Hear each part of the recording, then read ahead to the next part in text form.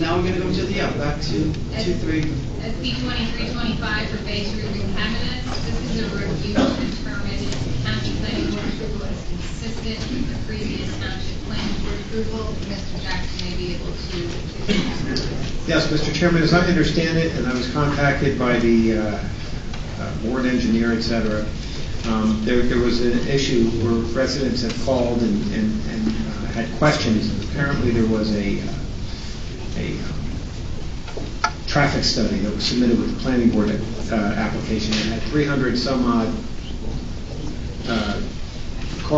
students that its traffic counts were based on. And as I understand it, it then went to the county planning board. It was approved by this board, went to the county planning board. And when the county reviewed the matter, they said, based upon the size of your classrooms, the number of students per classroom, et cetera, we think we need you to revise your traffic counts because it appears to us to be able to handle more like 700 students. There was a revision, as I understand it, and that's what has caused people to say, hey, wait a minute, this was approved with 300 students, which it wasn't. But the resolution does not reference the number of students, classrooms, identical in size, and number, et cetera. It's my understanding anyway.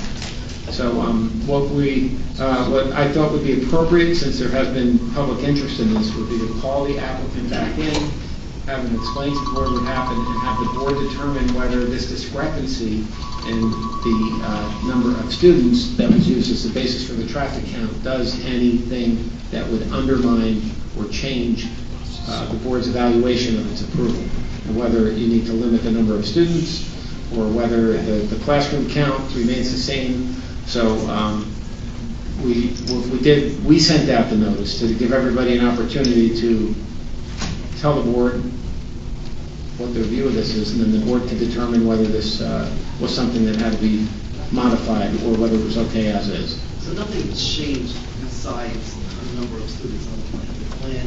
That, based on my review, that's what it appears to be, but I would have to rely upon the engineering experts. And I don't know if I know Mr. Vogt was working on this. I don't know if David was here.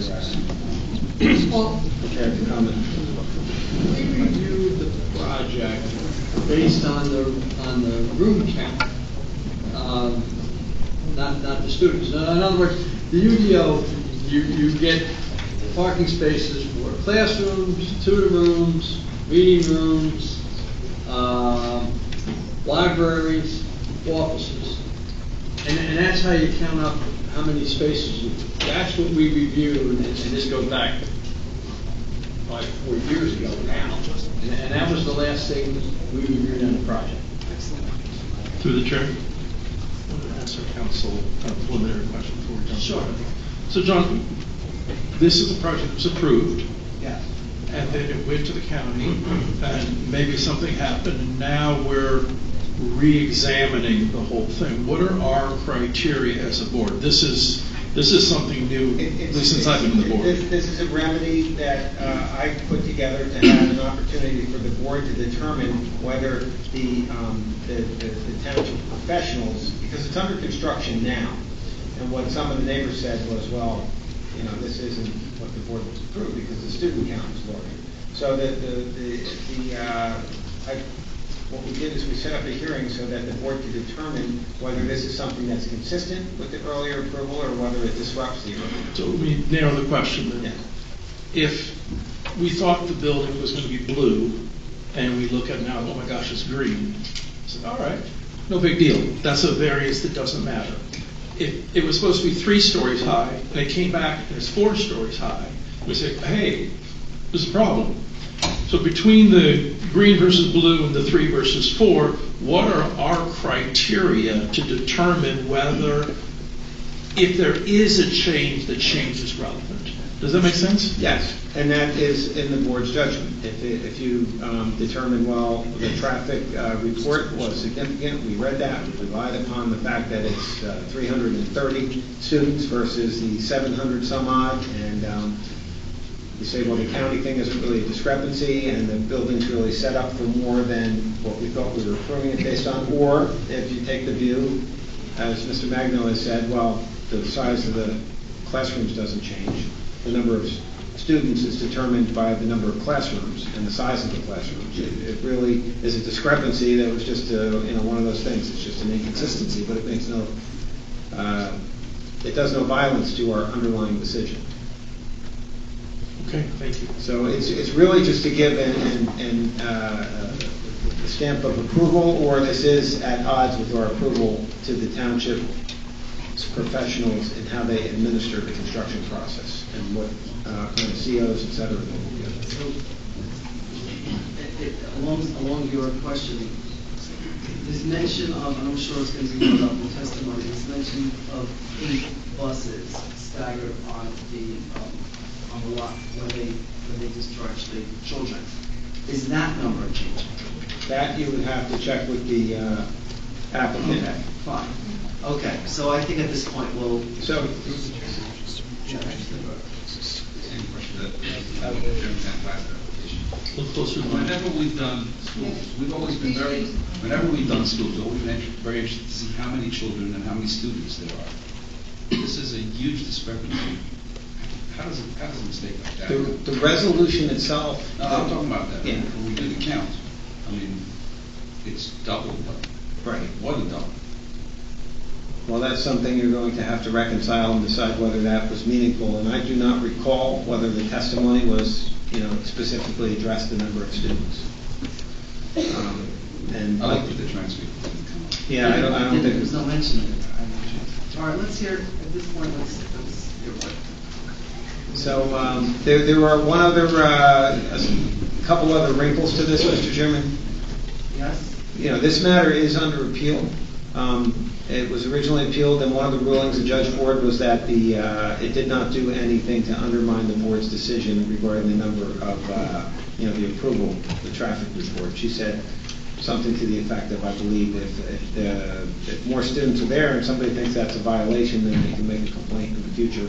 That issue is being appealed. I think there was also a timeliness appeal. I've had conversations with Mr. Gazarovski. I don't know, but I think he may think that's an issue.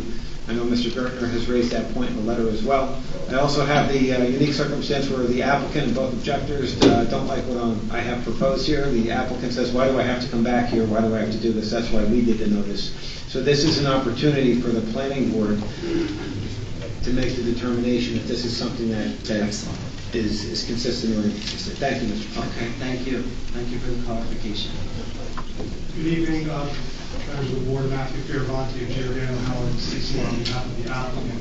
Before I call Mr. Flannery to discuss the physical characteristics of the building, whether there are any differences, I just want to make 2 points. One, I think, as to your questions earlier, what is the scope of the board's review and what question are we really answering?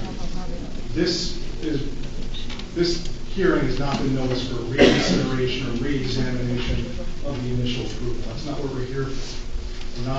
There's been no notice to consider whether the applicant has complied with the 2019 resolution. We're simply here to answer that one question. Is there any difference between what was originally approved by this board in 2019 and what the county approved in 2021? That's the scope of this board's inquiry today. And for the board to determine whether the discrepancy between that, I'll call it 330, that might not be the precise number, and the 730, I'll call it. That's right, but the review flows from that. There has to be a difference. Whether that discrepancy, if the board thinks that matters to their... Correct. Well, to reopen essentially the entire and ask for a it's not redo, that's not... It's just a question to address that discrepancy and whether that has any, meaning to the board in terms of whether it would cause a disruption to the integrity of the underlying decision. Right. And then my second point, just to kind of buttress on counsel's explanation of the background as to what happened. There was a 2019 resolution approved by this board. Applicant went to the county, submitted an application. There, the county requested the updated traffic study.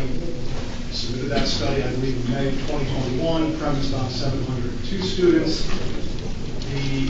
That study actually reflected improvement for the level of service as was initially discussed in 2019. The reason being that there's now a 4-way stop sign on the corner of Ridge and East 7th Street. In approving that application, the county requested that 2 notes be added to the plans approved by this board. One, referencing the staggered arrival and departure of the buses. That was a representation made to this board in 2019. There's a resolution in the transcript that was therefore part of this board's resolution. And the second note was the Simcha Hall will only be used for non-school functions during time when the school is not in session. And again, that was also a representation made by the applicant to this board and therefore was part of the 2019 resolution. So in terms of the resolutions granted by this board and the county, there are no true differences. Everything that was added was already represented to be part of that, the 2019 resolution. So I'd like to call now Mr. Flannery to discuss really the crux of why we're here, whether there are any differences in the Ron, do you want to comment on anything? I understand you're an opposing attorney here. Before we get into that, in the logistics and the boroughs. I'd like to comment briefly. I have to say, with all due respect to my colleague, Jackson, and my respect, he says this is Jackson rendering. I think quite frankly, I've never seen a Jackson rendering. I mentioned it in the court case or at the end of the trial. The fact of the matter is that this applicant, when he came into the board in 2019, he presented a traffic report from Mr. Kennedy, a copy of that report to look at the tomorrow. Mr. Kennedy said that there would be 363 students, I believe, would be attending the school, and he received this information from the applicant. So whoever was proposing this project gave to Mr. Kennedy the information that the 363 students, and that's what was told to this board. And we also look at the resolution. The resolution clearly says that all of this resolution is based upon the information that was given to the board by its professional experts as well as the witnesses. The applicant's witness clearly said 363 students. I will pass this out while it's here.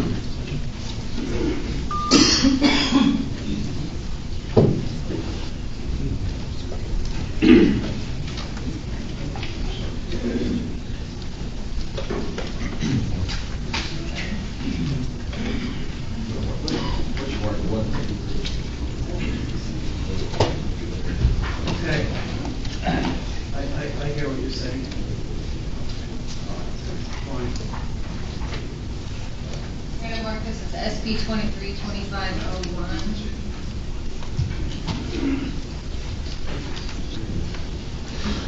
Okay. And Mr. Chairman, there's one thing I want to add. I just want to clarify something I had said earlier. I put the notice up on the board, and what I put that plan approval granted by the board and memorialized is consistent with the Ocean County Planning Board. I think what some people said, there's a disconnect between the county planning board approval because it has a higher number of students than the planning board, the local planning board. Isn't it self-evident? So that's what the question is. I just want to clarify. Isn't it self-evident that it's not? I'll consider that a rhetorical question and not cross-examination on me. Exactly. Let's move on. So the whole reason why you're here is because of that parking. Well, let's assume, first of all, when we're here, and it says here on page 4, traffic flows during peak hours, traffic is distributed. That Mr. Kettle was also subject to cross-examination. Would there have been a difference in cross-examination if he was cross-examined about the possibility or the reality of there being between 700 and 1,000 students at the school rather than just simply 363? And the most important part about that is what impact would this have upon the remaining lots which are part of the subdivision? Where are all those cars going to park? Because clearly there's not adequate parking in the provisions made by the school. With regard to the buses, if you need 8 buses for 363 students, how many do you need for 1,000? Twice as many? 2.5 times as many? Where are they going to park? It's not, of course you're going to need more buses. It's how many are going to be on the property at the same time? How are we going to be staggered? That's the. Well, how do you stagger a school? And I understand that. The fact of the matter, though, is that information, which we believe the applicant always had, that information was kept from the objectors. He was not allowed to examine the traffic expert or the planner. With regard to that. Through the chair. Yes. Counsel? Mr. Gazarovski? Yes. Can I ask you the same question I asked? I'm having trouble understanding. I've been on the board for 3.5 years. This is a new issue. We approved it, resolution, we built it, and now we're coming back. What would you recommend to this board? You heard my example about the blue versus the green. What is the legal criteria that we should have in mind as we're deciding whether, if there is a difference, it's a relevant difference? Do you understand my question? I think my opinion, Please. this applicant has to come back before this board and request an amended approval if he chooses to do so. Then the board can have before it the fact that there will be probably close to 1,000 students going to this school. Let the board consider listening to that information. Let me present my planner, present my traffic expert to gather whatever evidence. But that's not my question. My question is, what are our criteria? If there was originally 350 students, I don't remember the number, and now they go back to the county and they say, you know what, it's 351. Would we be here? I think that you also you have to look at what you said.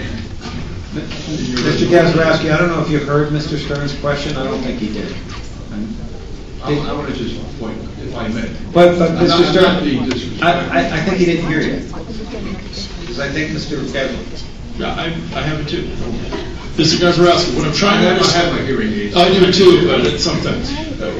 What I'm trying to get Compare them after the meeting. Okay, mine were very expensive, but they have Bluetooth. They're very cool. You'll have them next. So the question is this: what are the legal criteria we should be using to make this decision? I was asking a crazy example. If it was 350 students in 2019, and in 2022 it's 351 students, is that a relevant difference? Where do we draw the line? You have to draw the line at what was told to you in 2019. And that's what you should be considering. And the reason why I say they have to come back before you. And by the way, there's no harm, no foul. If they're so confident that the traffic, parking, all these other things can be accommodated, 1,000 students, then come back before the board. Let's hear their testimony again. Give the objectors of the residents the opportunity to cross-examine their witnesses. So my answer to you, respectfully, is come back before the board and present the case again. Okay. Thank you. Thank you.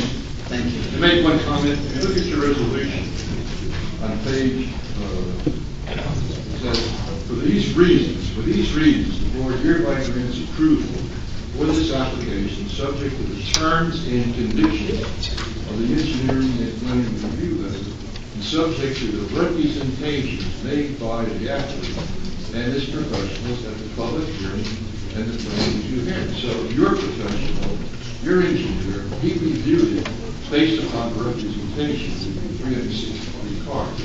Their expert made the representation of the board. Not 363 cars, 363 students. Pardon? 363 students. You keep on saying 363 I'm sorry, cars. the students. Yes. I wrote that.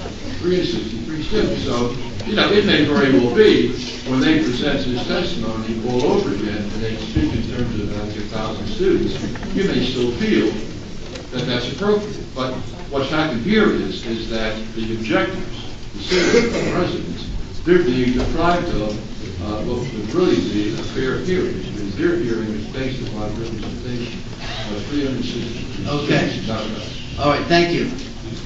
Mr. Gertner, you wanted to make a comment? One last thing also, Mr. Jackson pointed out, this matter is presently under review by the appellate court. Okay.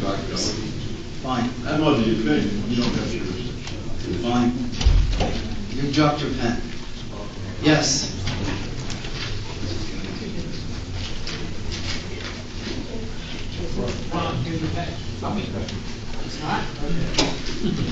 Mr. Chairman, Sean Green, I represent a different group. I don't mind. Not so bad. I represent a different group of potential objectors and neighbors.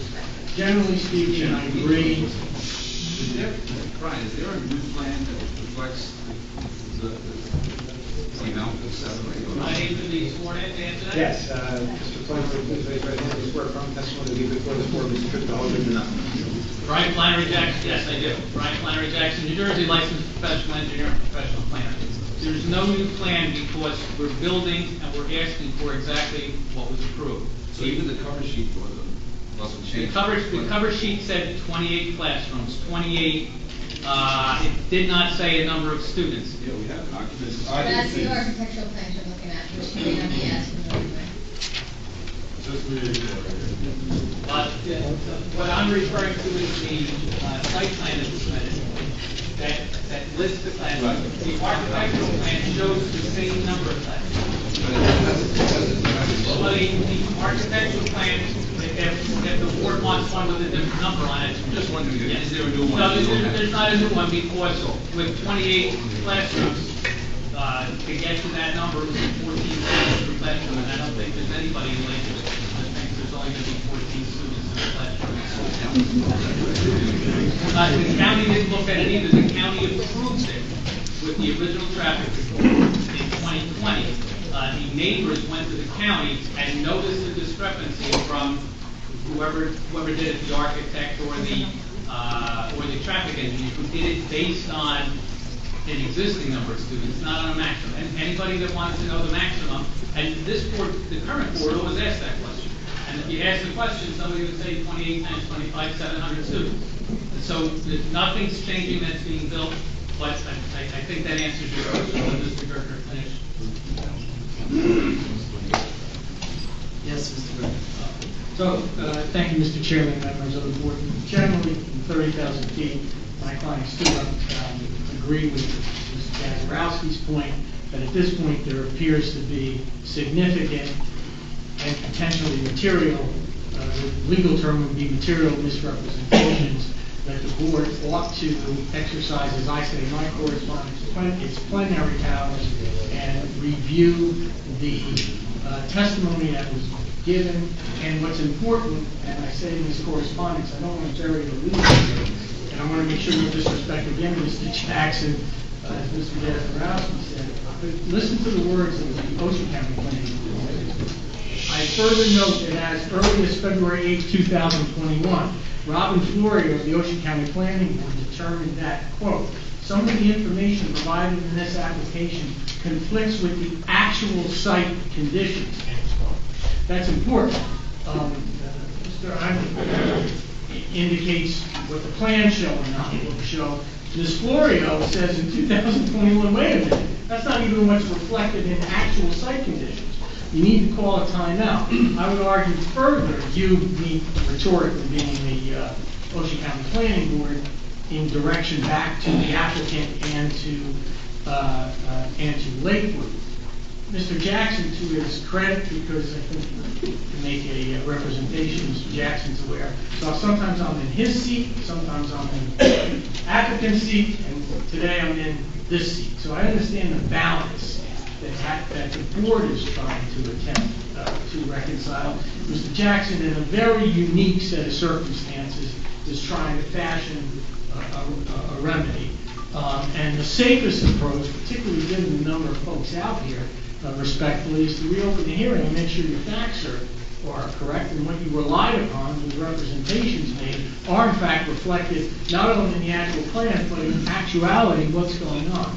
Moreover, while the applicant's attorney drops the note regarding the Simcha Hall and the insurance that it not be utilized, I guess, in confluence. I mean, the Simcha Halls in Lakewood everyone talks about are also a whole other set of traffic issues and relations. And I think the board has an obligation notwithstanding the subdivision action here, to review that and make sure that you had all the facts when you made the determination regarding parking, traffic flows, and the like.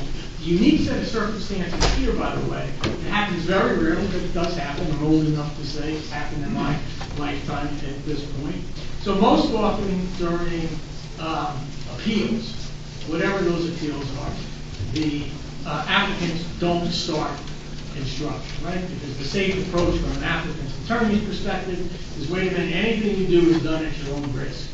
The difference in this case is, notwithstanding an active appellate division case that I'm not involved with, my clients are not involved with, there actually happens to be construction. So Mr. Jackson, flip it, Mr. Jackson, to his credit, says, you know what, you really should stop construction. However, the planning board in and of itself doesn't have jurisdiction to do that. So another reason, quite frankly, to protect the integrity of the board, protect the integrity of the public, and to some extent, quite frankly, to protect the applicant, to ensure that full disclosure is taking place, is that the municipality ought to issue a stop work order so that there can be a timeout and a review of the current status.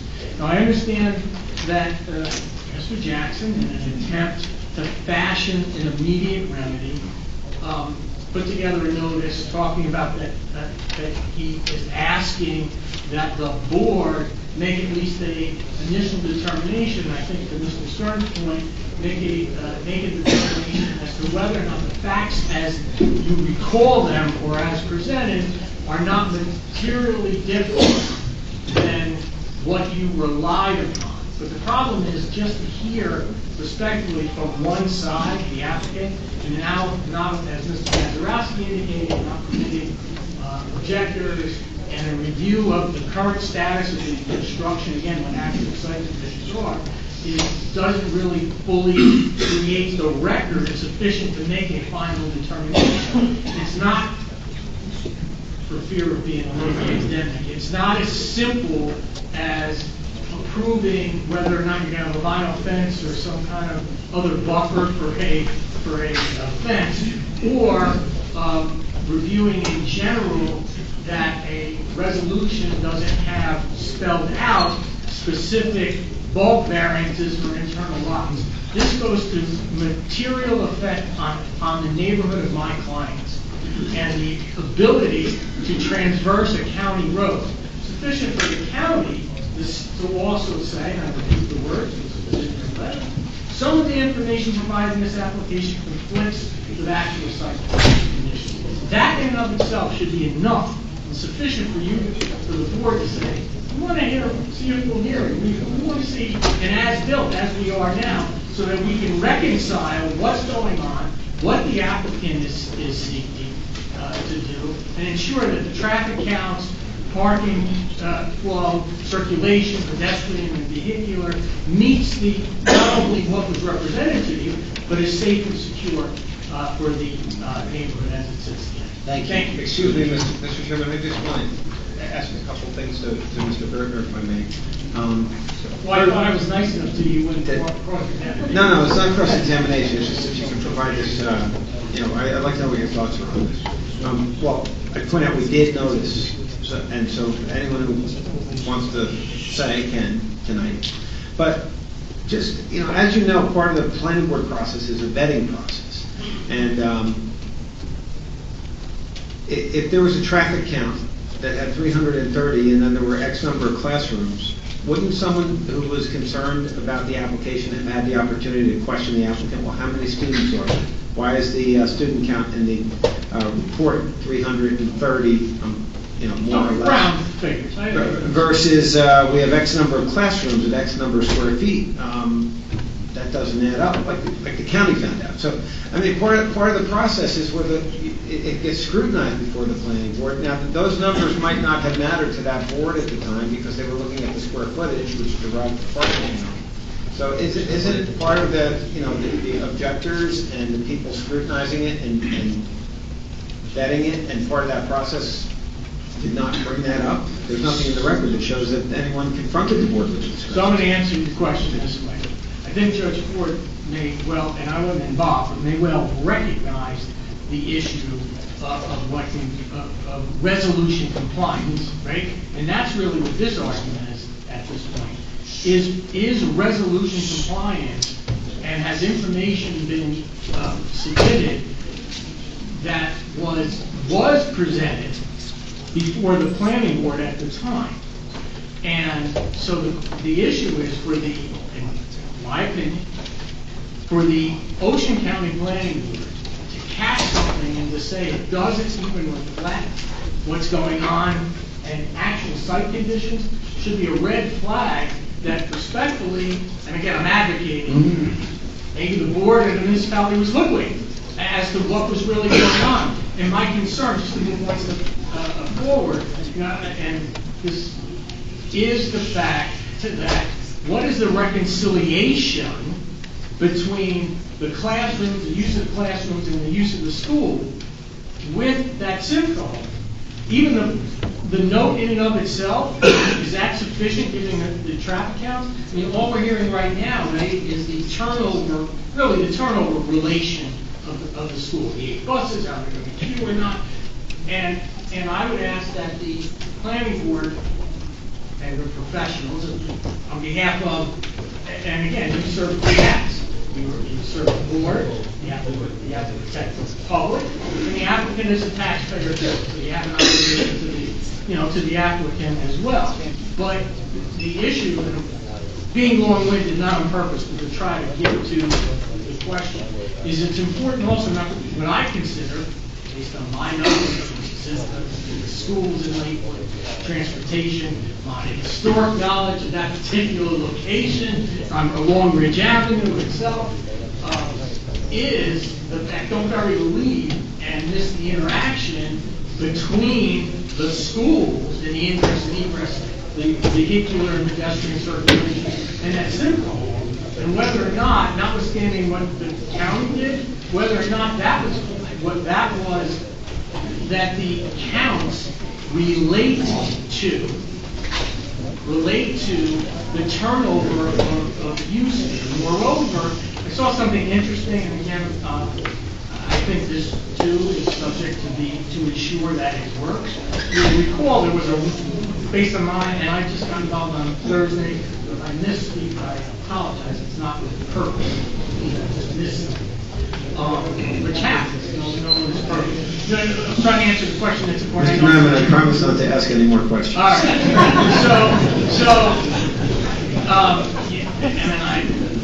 So this came. There was a mother lot, right? And the board, interestingly to me, granted subdivision approval, and I couldn't tell if it was simultaneous with granting the site plan approval or not.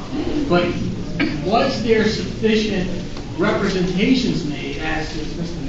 Gazarovski articulated, between how the functioning of that school and the Simcha Hall would work, not only in relation to the county road, but to the 15 lots that were created? And I think that's also a consideration that the Ocean County Planning Board is concerned about. No, I'm just picturing your father sitting here 20 years ago listening to this. My patience is way more than that. So you did, and this is an aside, but you opened the door, so I apologize. I have to. This is important. I don't even know. No, this is personal, That's because what I'm picturing right now. there was a quote, now I'm going to cry actually. Yeah. So this is the first time I'm back in this room since he passed away, and you know that I knew I was going to do that. He loved this town. He spent 25 years here and stuff. And anyway, I tried not to do that. Okay.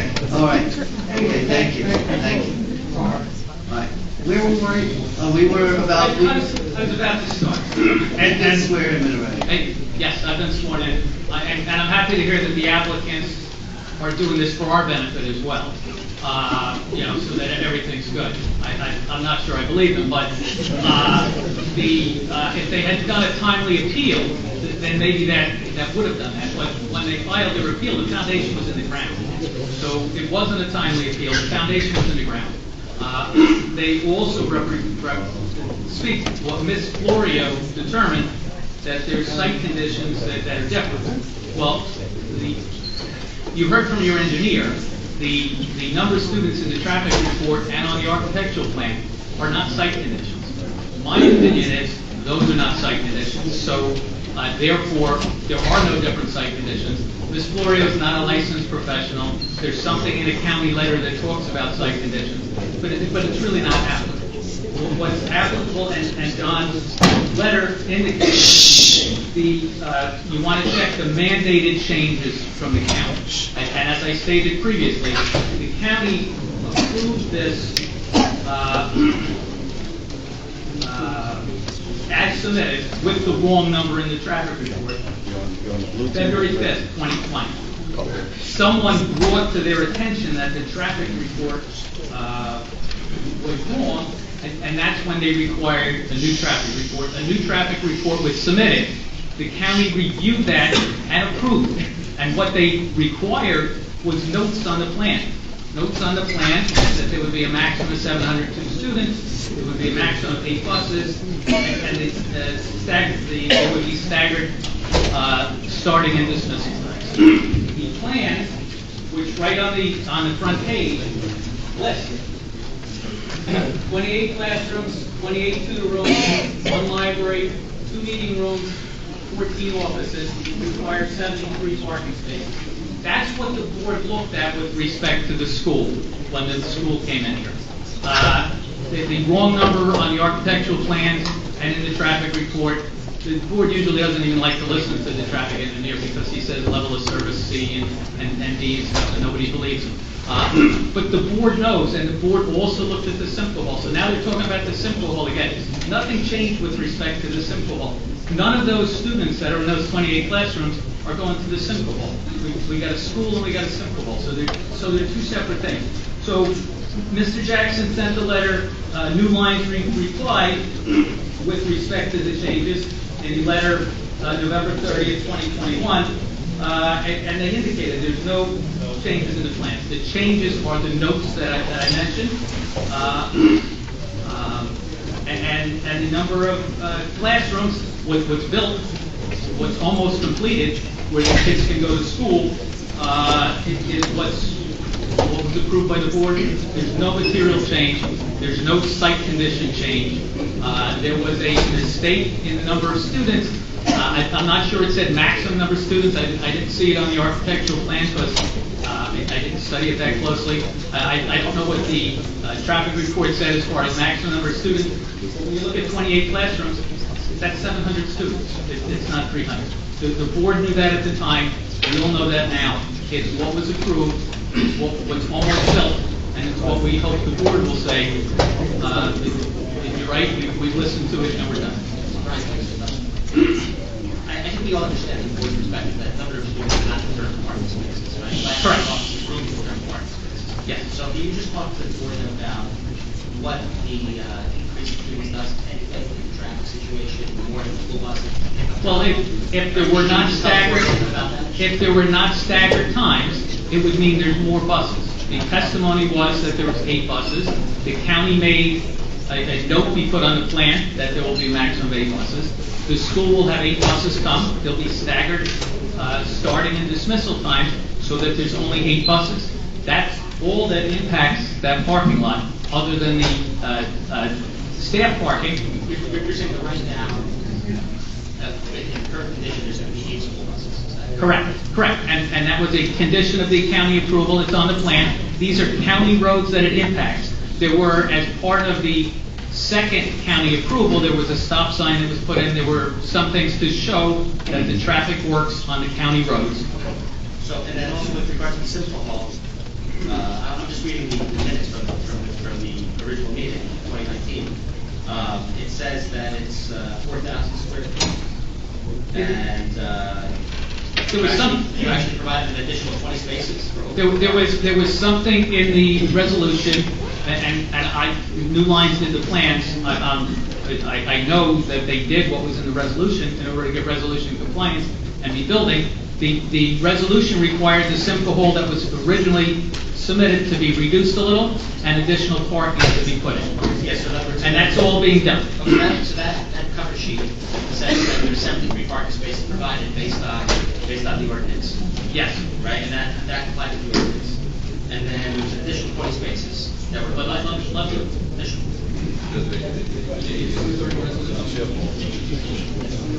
During resolution compliance, additional 20 overflow parking spaces were So built. there's 73 that required plus. There were 73, there were 83 provided, and now there's 100. So 73 It's were different though. This is 3 years ago. Wasn't it different? What is it just added to the parking lot or those extra, like the one in the gray, right? But it's different. It's not paved. Well, is it paid now? It's proposed to be paid. The 20 additional parking spaces will be paved and will be There'll provided. be 103 paved spots. on Correct. this- on this- What's a different color? They ran out of it. The Simcha Hall still proposed only to be used after school times. That is correct. Nothing's changed with respect to this. Is that your application, Ryan? That's my testimony. What variances were granted for this application? I have it on the board. I just think, Lot width variances were granted for the residential, but nothing for the school. I mean, the variances I see listed in the resolution are buffer variance, 20-foot wide buffer required, the violated by proposed improvements in site area and off-street parking setback variance. So, are there any variances, and this should be for Mr. Magno as well, are there any variances that would be implicated by a traffic count of 330 versus 750? Absolutely not. There's no addition. So,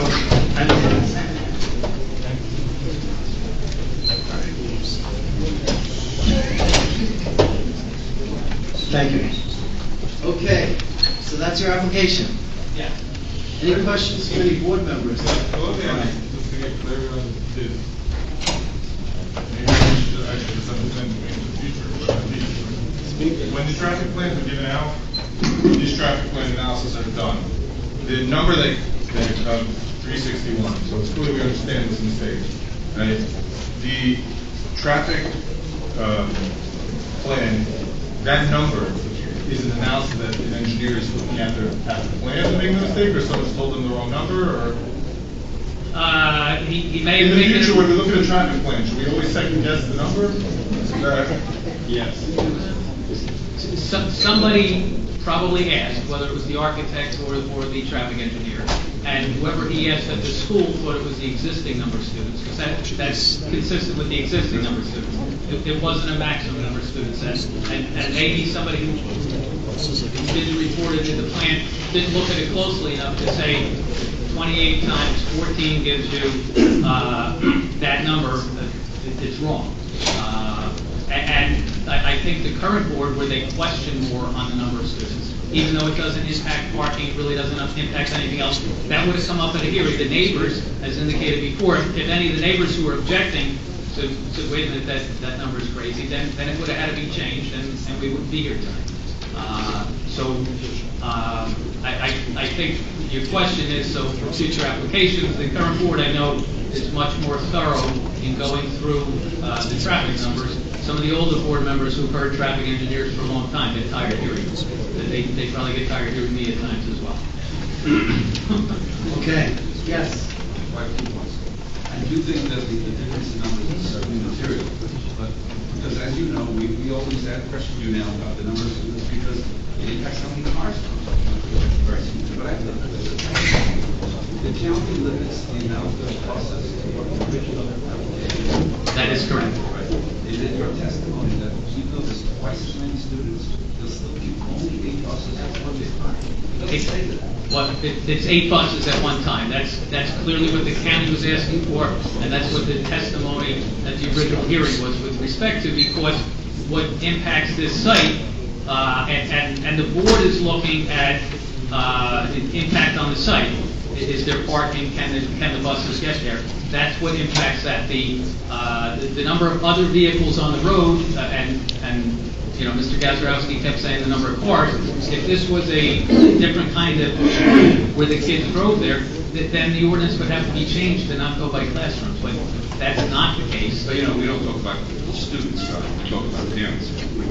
Yes. Off days or when there's no buses. Yes, but still the parking for the school is required by the Unified Development Ordinance, which says 1 per classroom, 1 per tutoring, 1 per. That number comes to 73, and 103 of them provided. So the applicant at the time provided parking exceeding it, and they still provide the same excessive parking for the ordinance that was required by the board at the time. I'm still not clear about the staggered busing being represented now, going back on the original resolution, we have twice as many students and twice as many Well, buses. at the time, there wasn't a question of how many students there were. If you look through the minutes, Well, you the 8 look, buses reflected 200 and 333 at the end. Yeah, it represents that amount of buses. yes, and that amount of buses on the site at any one time. See, I didn't read it that way. When I read the transcript, it looked like the buses themselves would be staggered, not 8 at a time. Maybe I read the transcript wrong, but I didn't read it that way. And I was just advised that it's not 103 parking spaces, it's 102. Mr. Stern's example. Right, Mr. Chairman, we had concern because of the original application regarding traffic in the area. And as we know, the busing shortage of drivers at this time, it is very likely that there will be a large amount of parents driving on a daily basis to the school. What amenities on this site, such as turnarounds or, to accommodate, let's say, these 8 buses on the site, that's assuming that it's there, but not necessarily that it's able to pick up everyone, let's say, from Jackson, from Toms River, wherever other people might be coming in from, and within Lakewood itself, there have been issues. What would you do with all the volume of traffic coming in, especially with the accessory street, with this high volume of cars? Well, with respect to the high volume of cars, the parking that we're required to provide. Not about parking, as far as the setup of the site itself, with parents being able to move in and move out without blocking traffic and not affecting grades in that area. How do you foresee that? Because when we discussed it, we were concerned at that time with half the number of students. Well, there was no discussion at that time about the number of students with respect to the traffic. The discussion at the time was with respect to the parking, and then the major discussion was with respect to the parking with the Simcha Hall. That is very important as well, especially, I think we have used this comparison, restaurants or things of that nature, as far as how to figure out the ratio of how many seats per person, how many parking spots per person we're trying to set up. Whereas a restaurant would be different, whereas people come and go, or even, here people would be staying for longer periods of time. And I think we verified with the Cedar Bridge development when we established a 1-to-1 ratio for seats to cars, to parking spots, rather than saying everyone's coming in 3 per person, whereas, these type of boards, it's a smaller hall, it's not a wedding hall. It's similar, according to what the testimony was, similar to, the South or something on Oak Street, one of the smaller halls. But there are people that can sit there for hours. I mean, bar mitzvah or whatever it is, there are people that can sit for a long volume of time, and the amount of spaces might not be able to accommodate the volume of people coming in. So that is another issue as well. I agree with you. That was a concern at that time too. It's really not an issue at this point because, and you missed the beginning of the meeting, where there was discussion on what this discussion is. And this discussion is what has materially changed since the original. The number of students. Well, and which has nothing to do with the Simcha Hall. So anything to do I with the understand, Simcha. but that still is a concern with the volume. And we also have, which we spoke about when we were here recently, something we were doing off of Cross Street, where we were discussing about support staff. And at that point, that school had agreed to cut it in half, because they understood that unless the roads there are accommodating of it, you can't have all those cars coming and going. There was another school that we had on Spruce where we said you have to have extra parking spots because there's a turnover from teachers that you need extra, facilities available. So it's not a one teacher per classroom. Plus there's the office staff, plus there's the support staff, the kids that need to go out for services and stuff. With that large amount of kids, there's going to be a lot more support staff coming to the school. You're going to need extra spots. The number of kids coming is the same because it was 28 classrooms when we presented it. It's 28 classrooms now. True, but again, more children need more services. And again, more children need more services, but the Lakewood UDO stipulates how much parking is required, and what's stipulated is 73, and what's provided is 102. So we're far in excess of that. So legally speaking, but practically speaking, how is it going to work? Well, practically working, it's going to work the same as it would if when the traffic engineer asked how many students there were, he was told a maximum would be 702, or if the board or somebody from the public asked how many students they're going to be, I would have said 28 times 25, 700 and some, and it's going to act the same, and that's what the purpose of tonight's meeting is, to see if there's anything, and the... I mean, in this transcript, we have an F rating at certain times for the traffic situation. That's not good. Well, it's not good, but it's not a function of whether a mistaken number in a traffic report changes what was approved versus what It would only be worse, though. That's what I'm saying. With the more volume of teachers and parents and people bringing in more vehicles, it's only going to be worse, not better. Well, the number of students is the same that could fit in the building that was approved, 28 classrooms. There were 28 classrooms when we presented it, the same 28 classrooms that are mostly built now, and the same 28 classrooms that we're talking about tonight. So if we're looking at what a mistake in a traffic report and on an architectural plan on the number of kids has impact on the change, all of the items that you were mentioning I aren't understand that relevant. you fit into the classrooms. That's not the issue. You are cramming more kids into a classroom, which is another issue. But as far as the parking and the way that the vehicles go around and have access to come and go without blocking up the accessory and onto Ridge and backing up back over there, I'm not getting how you're going to make it better with extra children. Well, we're not presenting extra children. That's what my testimony has been the whole time. This building with 28 classrooms, there were always going to be 25 kids in those classrooms. So there were 25 kids that were going to be in the classroom when it was approved in 2019. There's 25 kids that are going to be in the classrooms the way it stands this evening. There's no change with respect to that. It was brought up by the objectors that there were changes in site conditions. The county, and that's what's been brought up also, that the county noticed a change. You got the picture, right? All right. Right. I think that there's a major discrepancy in what the traffic engineer does and what's correct. What's the harm of presenting it doing it right? So many objectors. What's the harm of doing it right? Well, you're saying there's so many objectors, but you haven't heard. I think the majority of you are going to find it going to be the parents who want their kids to move into a building that's almost done. What's the harm?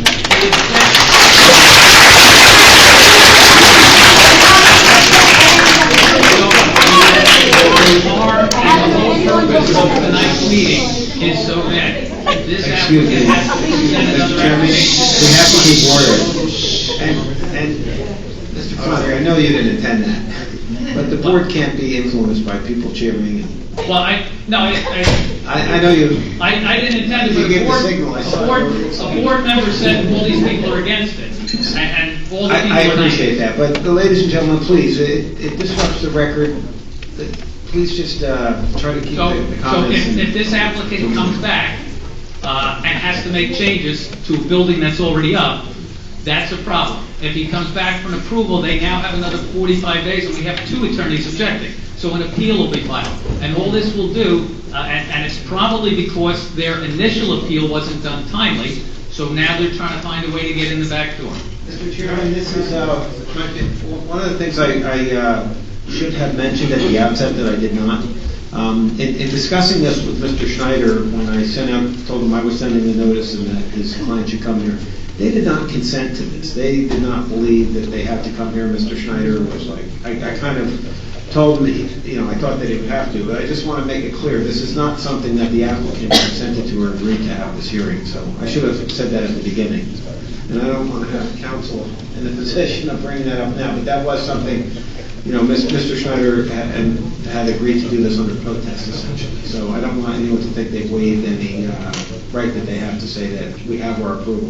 We don't really have to do this. And I apologize for interrupting. One last question. Putting aside for half a second of what we have, wasn't in the record in the past. From your testimony, how many buses are going to be on the site? And with the 700 students, how many buses are going to be on site? The maximum would be 8, and that is a condition of the county approval. My only issue is that, just on the small piece of that, it seems to be from the notes in the minutes that the max here is, the transcript says that it's 6, that you can only accommodate 6, but there's 8 buses altogether, but it's correct. Well, we are agreeing to the same condition that was with the 2019 approval. So if the 2019 approval said 6 the most at one time, that's what we'll do. The county required that the maximum would be 8. So Brian, on the bottom of page 4 of the transcript, when it says, Mr. Flannery said the bus drop-off is right in front of the school and there is sufficient capacity to accommodate the buses needed. The traffic report indicates there would be a maximum of 8 buses. Arrival and dismissal times would be staggered. Is that, in this original testimony, did that mean that those 8 buses would be staggered? Or, how do you explain that? Based on that statement there, it sounds like a total of 8 buses and it would be staggered. That, just to clarify, if you're reading from the minutes, there is a transcript which has transcript of the minutes from the previous meeting. This is the minutes, not the transcript, which is verbatim. Sorry. But what you're reading on page 4 is also what Mr. Stern was just referring to on page 5. Was it page 5 or 6? I'm sorry, page 6, where they again reference the staggered buses. Page 6 of the Right, minutes. you see that there, 6 buses, right. So 6 buses at one time, not 8 at one time. And my testimony tonight is that the staggering of the buses will be the same as was testified and was approved in 2009. So you're saying there would not be more than 6 on the site at any one time now? Yes. Which is not what you said before. Well, what I said before was that the county required a maximum, a note on the plan, a maximum of 8. So if the approval was a maximum of 6 buses at any one time, then that was... So you're saying that it could fit 8 on site at one time? Well, if the approval was for 6 maximum at any one time, that's what we're going with this evening, the same as it was.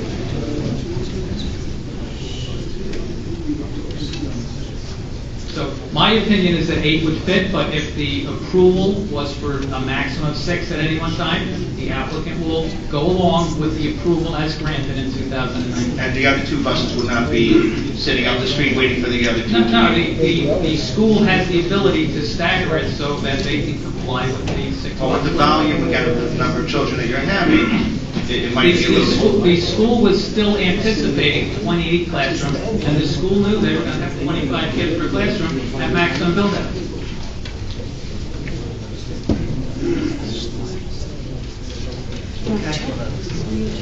Thank you for your testimony. We think all of our questions were clarified.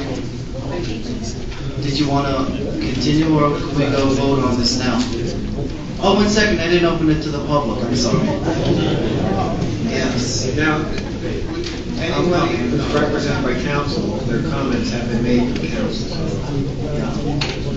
Yeah, well, Mr. Jackson said anyone that's represented by council.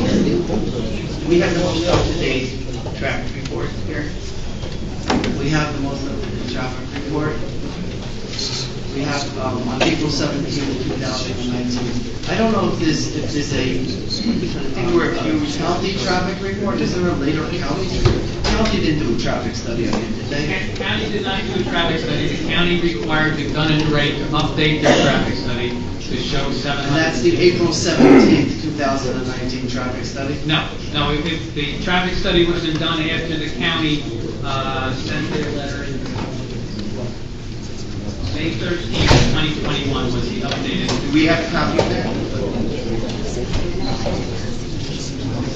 We don't have a copy of that. Brian, can you guys have a copy of that, please?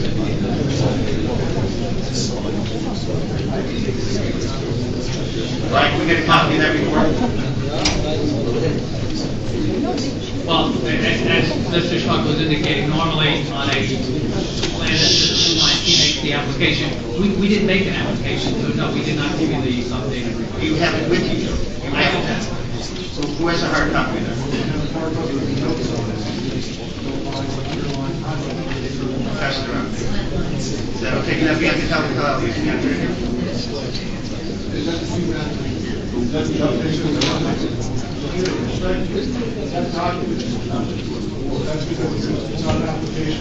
Objection overturned. One of the chairman, one of the members asked for it, so let him review that. The record's clear to me that I did not support the application of the person. Right. Thank you.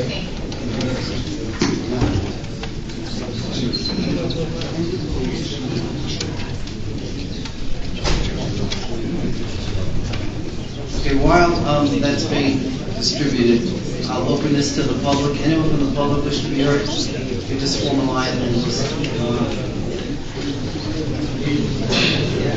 You can just affirm and then state your name and address and then your testimony. Mr. Chairman, since there are apparently a large number of people here from the school in support of the application, maybe you take the objectors, people of opposition first. All right, never mind. Sir, please raise your hand. Do you swear to affirm testimony? I don't know who is represented in opposition by counsel. Yeah, that's a fair thing. Advise us who is their client, so they don't have to. Yeah, that should be put on the record. How do you want to handle that? They did not. We're going to listen to a couple and then we're going to make a decision. If it's redundant, and we'll stop it. All right. Sir, please raise your right hand. Do you swear to affirm testimony you'll give before this board with the truth, the whole truth, and nothing but the truth? Okay, please speak directly into the microphone. That'll make you loud enough to hear. Your name as well, please, for the record. Yehuda Friedman, 207 Pearl Street, Lakewood, New Jersey. Thank you. Board members, I'm a parent at the school, and the new facility is really needed. We're just like literally a month away from moving into the new building. Our kids have a facility that they deserve.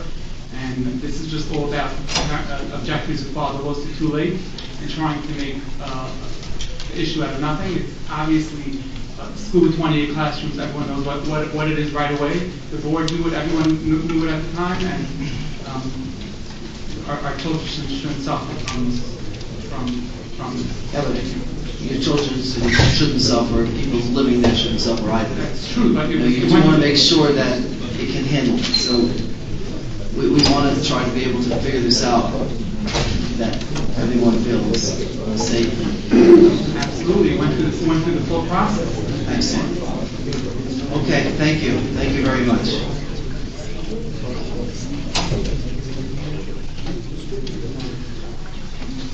Sir, please raise your right hand. Do you swear affirm testimony you give before the board with the truth, the whole truth, and nothing but the truth? Please state your name and address. Iris Lados, 12, IRA. So I'm actually coming on behalf of students, the parents, the neighbors, and the synagogue right across the street, and the synagogue down the block. You're an attorney? Huh? You're an attorney? No. So you're coming on behalf of yourself. Sorry, behalf of myself. Thank you very much. So, we all said the same age as the school should go up. It's supposed to come for the school year, they should move in a month. The issue over here is a money play here, and it's the business side of the school. There's 15 houses there, and obviously, if the case is put forward that you can't overturn, if the deadline is done, we appreciate that. But there's an application that was done for 361 for the traffic. We're living with the traffic, so The school should go in, talking about 8 buses, 6 buses, an expert there, Shlomo Spiro, 8 years, 10 years. This is what he does, school busing, busing at schools, and as a neighbor, be able to speak up as well. We're advocating that it should come back up and focus on traffic. If the traffic study says it, you can't argue with the law. It covers. But with the same, they have to come to clean hands. Their clean hands is you have to follow the letter of the law. The letter of the law is the application that went in for the traffic, which is the whole case here. It doesn't provide safety for the neighborhood. It doesn't provide, it takes away also parking. Where are they going to park? The synagogue across the street from the memory of my father, they can take the parking there. The synagogue down the block that pays for parking is going to be used if they're closed before they come to my neighborhood, and then they're going to come into the neighborhood to do the parking. So we're coming in, if there is room to be able to open it, based on a lot of the grounds that were brought up, we're asking that the board be open. And as you said before, if they're really in the right, it should be in the right, and they should be able to do it. But there's 15 houses. So one of the parents tell me, we're here, of course they're here, but the school tells them to come. And you try to get into a school in Lakewood, it's tough. At a minimum, the school asks you to come, you show up. But when they're standing here today, it's not about the kids and the tuition. When the schools are selling the lots for $300,000, those 15 lots, now it's at 700, they didn't tell the parents they don't pay tuition next year, don't worry about it. So I wanted to, one point if I could end there, we're sitting here, we're proposing that there's houses that are being for sale. Some of those houses provide adequate parking for 700 students that are coming into a school, provide them parking. You talk about today, which is post-COVID, you talk about the buses, about people dropping off, there's a high percent of people that are going to be dropping off their kids. If they're dropping off the kids and the bus at the same time, how's everything going to fit at the same time? Add to this right now to pull out of the neighborhood, make a right turn, make a left turn out of the neighborhood, it's almost impossible. Talk about when there's another whole, talk about Friday, how you staggering busing Friday afternoon on a snow day. 700 kids staggering it in a small parking lot. One bus takes a little bit longer, it takes long flood, it's all going to go into the street. It's a couple of buses from the school until the next corner to go make things done. So I'm asking if there is room, based on the application, to go, it's only a parking issue. It's not an issue, the school should be open, kids should go to school in a month, it's a gorgeous building. I moved into the neighborhood, knowing there's a yeshiva across the street. I came to Islamic yeshivas up, I bought a house knowing there's a yeshiva. This is what, as part of both types of views, it goes with the good, the bad, and the different. This is our community. We need a community. We want the school to be here, but we want that it shouldn't affect the traffic there and follow the law. There's room to open it, please open it. Thank you very much.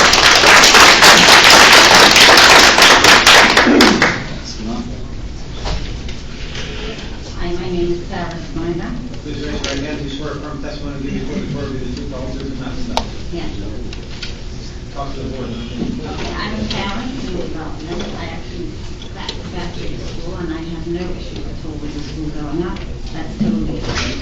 It's home to the safety of our children in the neighborhood. We bought here 20 years ago. We were a neighborhood, and like what my father would say, we had 2 synagogues outside that our kids could come and take their bikes and walk and study and everything. Too many cars, it makes a safety issue for our children because they used to just, walking down the block, you're going to have cars turning, waiting, circling the block for parking, and there isn't adequate parking. And simple, in the evening, you saw an ad in the BP Weekly that was out, that they're advertising that it's for fits over 300 children. Now, that's not big enough for a wedding, that's for a bar, and that's a lot of coming and going transit. And our children walk at night in the dark, they wear those glasses, they go on their bikes, and they walk, and then Rich isn't a safe street. To begin with, it used to learning how to cross. We're going to have double parking, waiting for cars to pull out, for ice to get in, hanging around the neighborhood. It's not going to be safe. We're not going to be able to let our children go. And the parents of this, we all want to safety our children. And we don't think Okay, I just have a question on that. You brought up the Simcha Hall, and you saw that it was advertised for 300. It clearly says in the resolution that it's for 240 gallons, not for 300. So that clearly is going against what the resolution says. Right. So we saw advertising for over 300. I don't even know if they're going to. It's not big enough for a wedding. It's a little bit big for a bar. Is they going to be a subdivision? Do they maybe have 2 symptoms going on at the same time? That we don't know. No, I don't. But we keep the back open. Okay. All right, but one second, but for 240, you're okay with just not for 300? Because that's what was. I didn't do a traffic report to know how many for how apartments, Some people come with their spouses, so that's what it is. Come in one car. Yes. Not in Lakewood. 2019, were you under the impression that there were 435 students? Yes. We knew that. That was the impression that you got from the first hearing? I wasn't at the fifth hearing, but that was what Yeshiva, Township Yeshiva had at the time. We knew that once that building was going up, that it was impossible. But I'm asking specifically, your neighbors at the time of 2019, when this application was introduced, do you want the impression based on the advisor's traffic engineer report, or whatever else there was, that there were going to be 335 students there, not 700 or 800? And now I see it going up.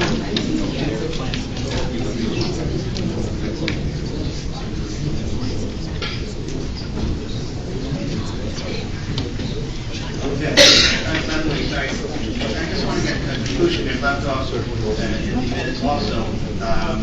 It left off that right before then Mr. Herzl had asked the applicant to work with the county to petition them to widen the entirety of Bridge and to add a turning lane.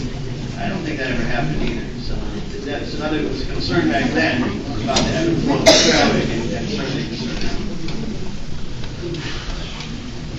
That was a condition of the resolution which was satisfied during the resolution plans. And he reported in there What did the county do? The county approved it in 2020 with the traffic report that had a more number. But it was brought to their attention that before we get to the report, they approved it, it is no.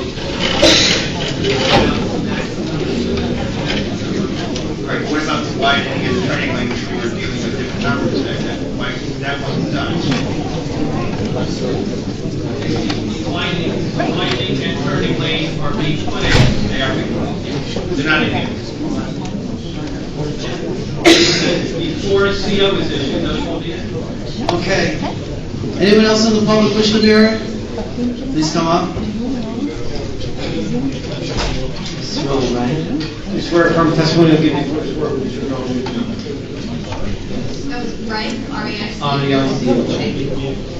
I'm sitting through this meeting already a while. I'm not understanding the whole thing. Everything was very upfront. Everyone knows the school building going up that size has that amount of students.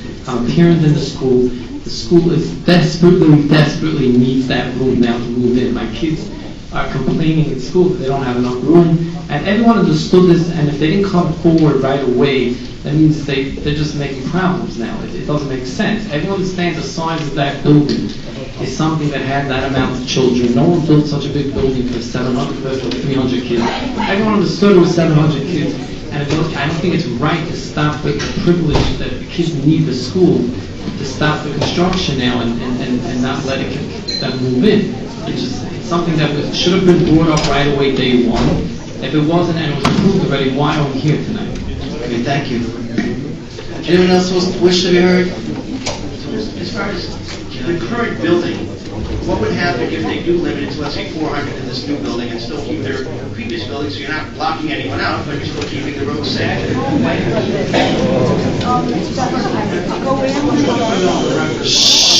I started this application, I said, I have a concern that the scope of what we're talking about is going to expand from what is in that notice. What has changed from the site plan that was approved by this board and the county approved plans. What we're hearing from members of the public is, let's go back to 2019 and comment on our application. Our application has been approved. That site plan was based on 700 students, based on simple common knowledge of the number of classrooms. There was never any hoodwinked or misrepresentations made to this board. Thank you. You know what, Mr. Raitzig? Mr. Raitzig, can I ask you a few questions, because you were on the board during this approval? Yes. When you sat here, how many students did you picture being in the school? Not 700. That was never expressed. Did you see the architecture of this building? I don't remember seeing the exact architecture of the building, no. I don't know if that was presented out with the, Excuse me, sir, do not, Mr. Mason, just disregard that. Please keep order. It's not an opportunity to debate with a board member. Please proceed. Am I correct, Ali, that we did not have the actual architectural plans at that time? I remember reading a report on it, but I don't remember seeing the actual plan. I'm just asking because he was here. Excuse me. Let's go. Stop. I don't have a digital copy, though I know they were reviewed in the review letter, so I can't say for certain. Here, they brought this. Right, that was on overview, right? I don't know that they brought floor plans to the meeting itself, but I couldn't tell you if there were paper copies in front of me. I don't have a digital copy. I don't remember specifically. I don't know. Okay. The review letter indicates that plans were reviewed, and in order for them to be reviewed, they had to be submitted. Any board member that wanted to see architectural plans had the availability to ask for them. The site plan clearly says 28 bedrooms. It gave all the information right in front of them. Just to go back over this, and I know it's now like repeating, but now that I have seen the new traffic study, the language in the new traffic study is a 61,481 square foot school is proposed on the north side of Ridge Avenue, East Brook Road to serve grades K through 8 with 702 students. Putting aside the 702 student change, the other two material changes, at least from what sounds like a material change to me, is the original language was a 31,480 square foot school is proposed on the North Ridge Avenue and Brook Road to serve grades 1 through 8. That sounds like both. Am I wrong? The building did not change it, but at new lines submitted for the board to look at, the plans that were submitted and the current plans, it's the exact same building size. Like he's saying that the traffic report says the building got bigger, but it did not. So which report is correct? With regards to What's the square footage? Let's go that way. Let's start there.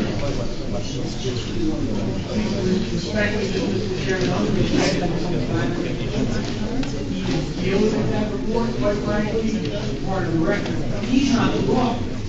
He can't tell you what the right is. And to the point, this in and of itself is Brian Dartmouth. Fully dedicated.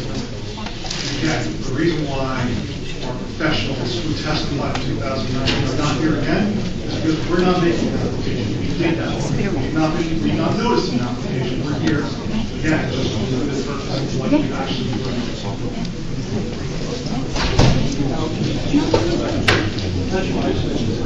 Mr. Gazarovski, you have to speak into the microphone, have any record of what you said.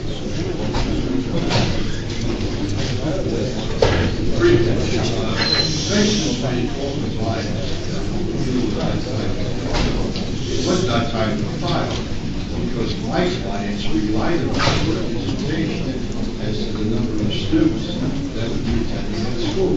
Usually later on, they found out that, in my mind anyway, direct misrepresentation. This applicant always knew the number of students who attended that school. We did not disclose those.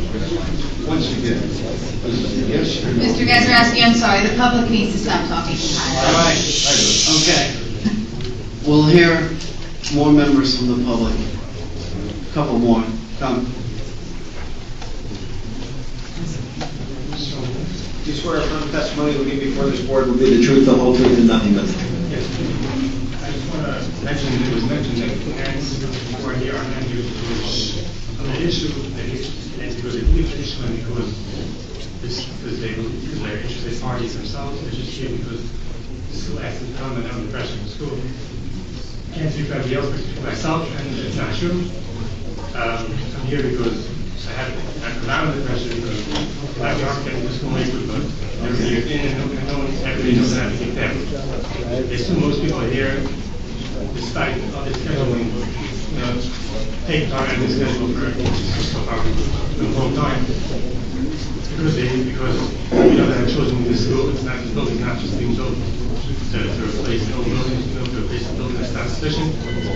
And our children need it, and I can't say that I'm familiar with the issue at hand, the issue of the reason I'm here is because I am interested in party myself, and I imagine most of the things are here because they are just part of the song.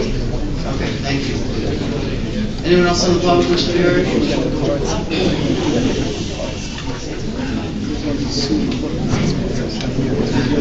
Please raise your right hand. Do you swear affirm the testimony will be the truth? I do. Alex Hartstein, 725 Ridge Avenue, Lakewood. It's been a while. So I live on Ridge Avenue near the site for about 20 years. I actually grew up with a good friend, so I'm sorry. But I'm here to say this. Mr. Stern asked a question twice to two different attorneys as to what's the reason why we're here tonight. Blue, green, white. Everybody's trying to figure out what the difference is. At what point is it that much of a difference? If it's not that much of a difference, I don't know the answer, but 330 to 700, clearly there's a difference. There's too many changes. There's too many changes. The way I see it is as follows. 5 years ago, when the application started in front of this board, Commons was a very small school. Okay? They were projecting to be a couple hundred more kids. Okay? When you come in front of the board with your application in that size, and the neighborhood knows the school, because we did our own little research, and we find that it's generally a smaller school, nobody thinks huge at that time. And when you have a smaller school with less kids, you say, okay, so the Simcha room, no big deal. Nothing's a big deal when it's this or only it's that. Once you start hearing that this gets pregnant, and that has quadruplets, and then this and that, all of a sudden it's a little out of control. I can tell you, I live on Ridge Avenue, both the address that I am now and around the corner, which is literally a couple of feet from the school, for the last 20 years. I have seen not tens, maybe 100 accidents on our corner, the way we have it now. I've taken kids to the hospital. There was a motorcycle accident many years ago. I remember somebody died. It's a dangerous corner as it is. And for us to sit here and say that, man, it's just this little of a difference or that little of a difference, it's not the little things. It's all the little things add up to something completely different. All we're asking for is, let's just take another look at this. We're in the neighborhood, our kids are scared, and these parents have no clue. We want the school, we love the school. My daughters are 16, I hope the Mitzvah should make a Simcha this whole one day, if they'll let me. It's not what it's about. It's not personal. Okay, thank you. We'll hear one or two more, and then we'll see if we can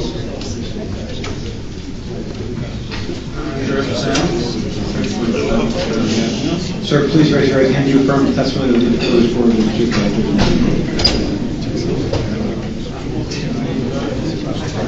Can we please keep it down in the audience? I'm also in the neighborhood, and as well as parents of people keep bringing up this question of the amount of number of students. It wasn't in the room at the beginning of the hearing, so I just want to clarify for him. He seems to have trouble understanding.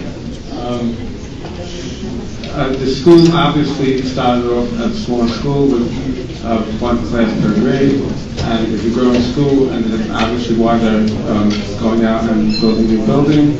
And from the beginning, it's obvious and understood and was spoken about all along that the building to accommodate 3 parallel classes, that's 28 classrooms, and if Mr. Reitzig does the math, or did the math when he was supposed to, I'm sure he would add it up to 700 students, accommodated into the building.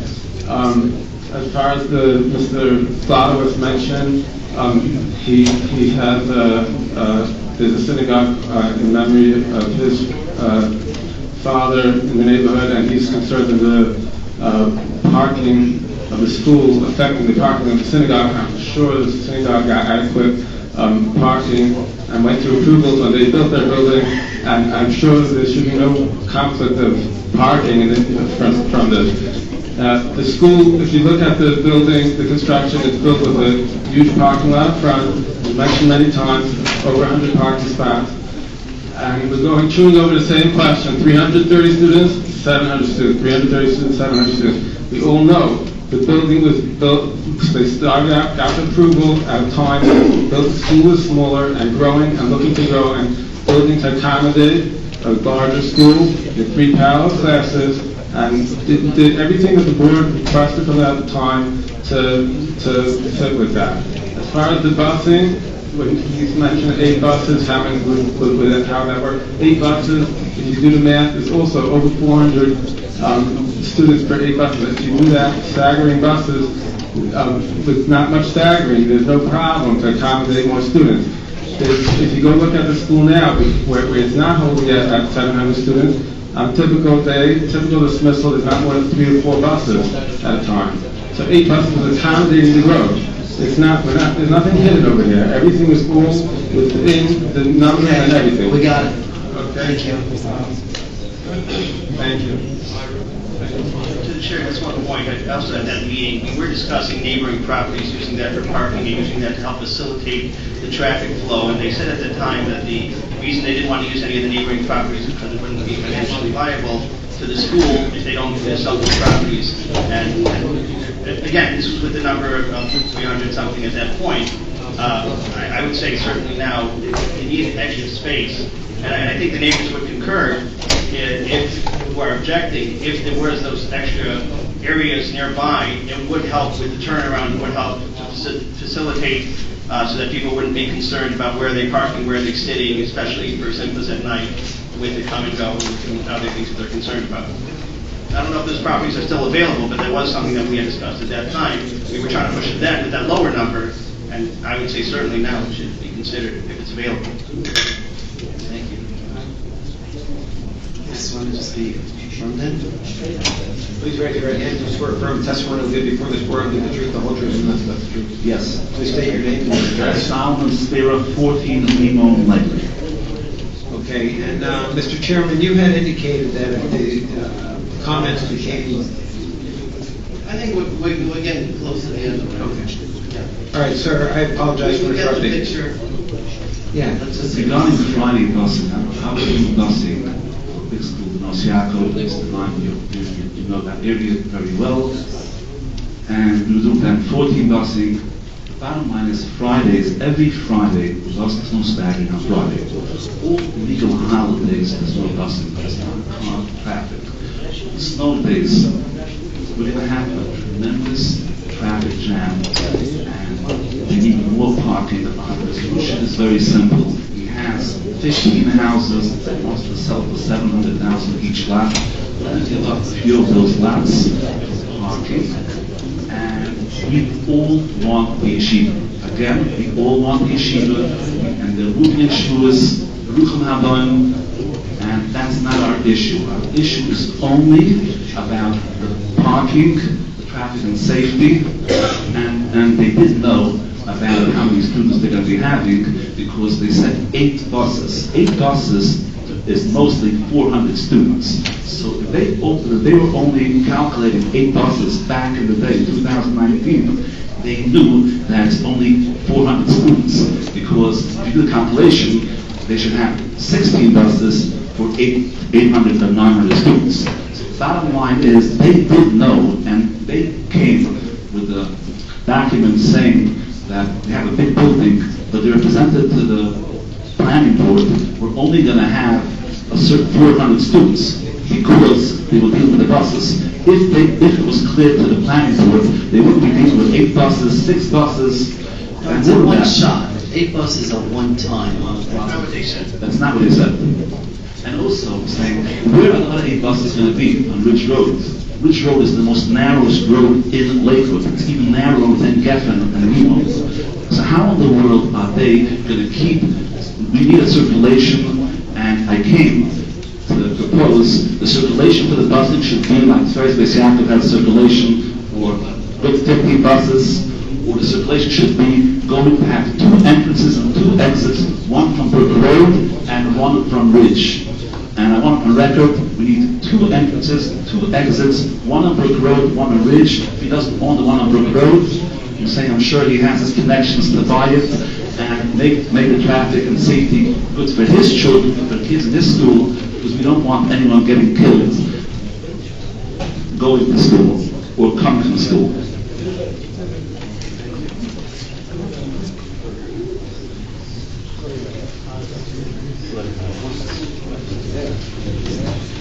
Do you swear a firm testimony you will give before this board will be the truth, the whole truth, and nothing but the truth? Yes. Please state. Esther Klinger, 2 Illinois. Please repeat your name. Esther Klinger. Mike Downs. Yes, thank you. I hope that you heard clearly. They are making a Simcha Hall. They advertised at least 300 people.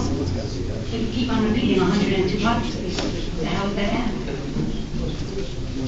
Regardless if it's a school and there's students, even when there are no students, like we mentioned, the Simcha Hall can use that night, and there's no students there.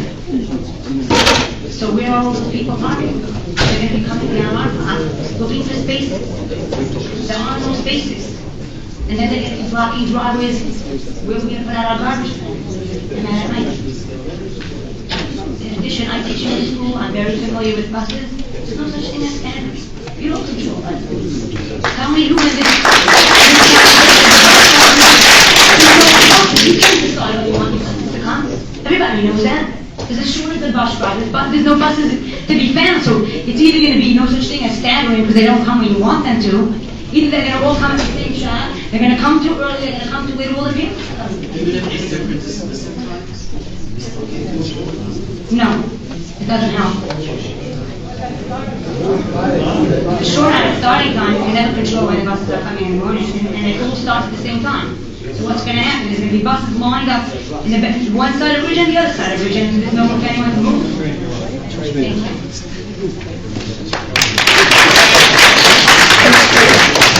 That's a great job. I hope you would for me. You weren't standing up. Is that traffic study coming?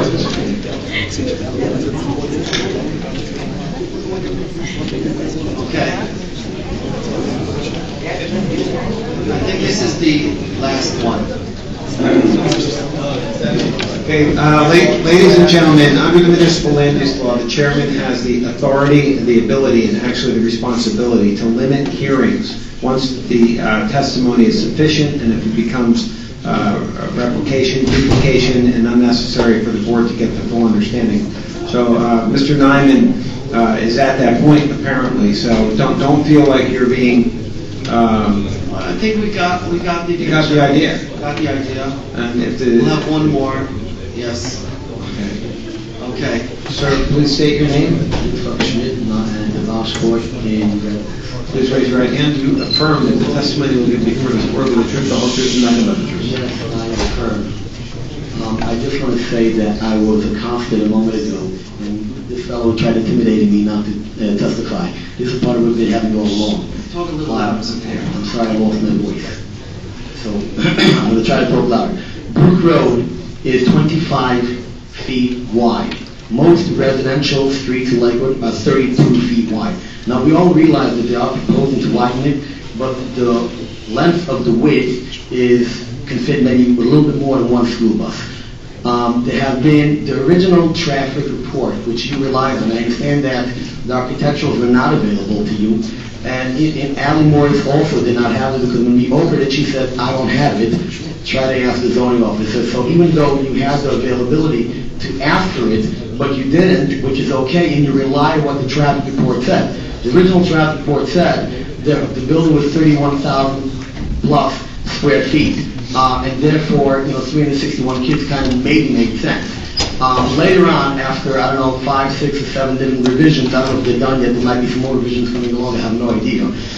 They finally fessed up and admitted mostly to what's actually the reality, where it's going to be double the size of the building and more than double the size of the kids. Now, everybody's throwing around down to 700, but but we have an engineering report over here that they submitted that says that it's actually going to be 777 kids.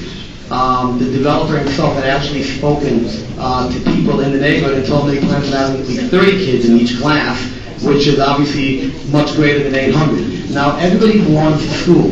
I'm an educator. We believe in education. We want education, but it's got to make sense.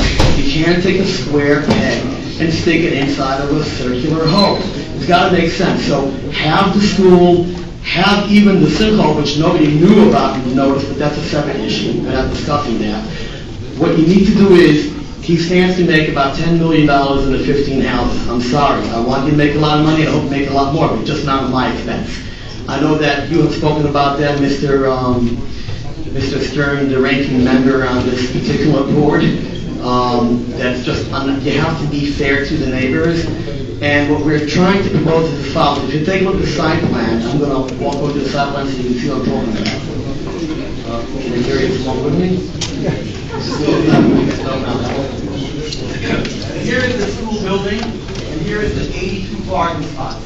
82, actually 78 with 4 handicapped spots. What we would like to have removed is, and I'll explain you the calculation why.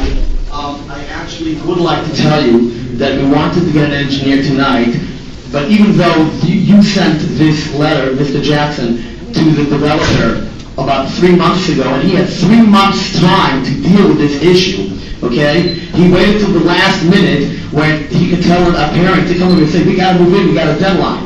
It's self-created. It's a fictional deadline. He had 3 months to take care of this.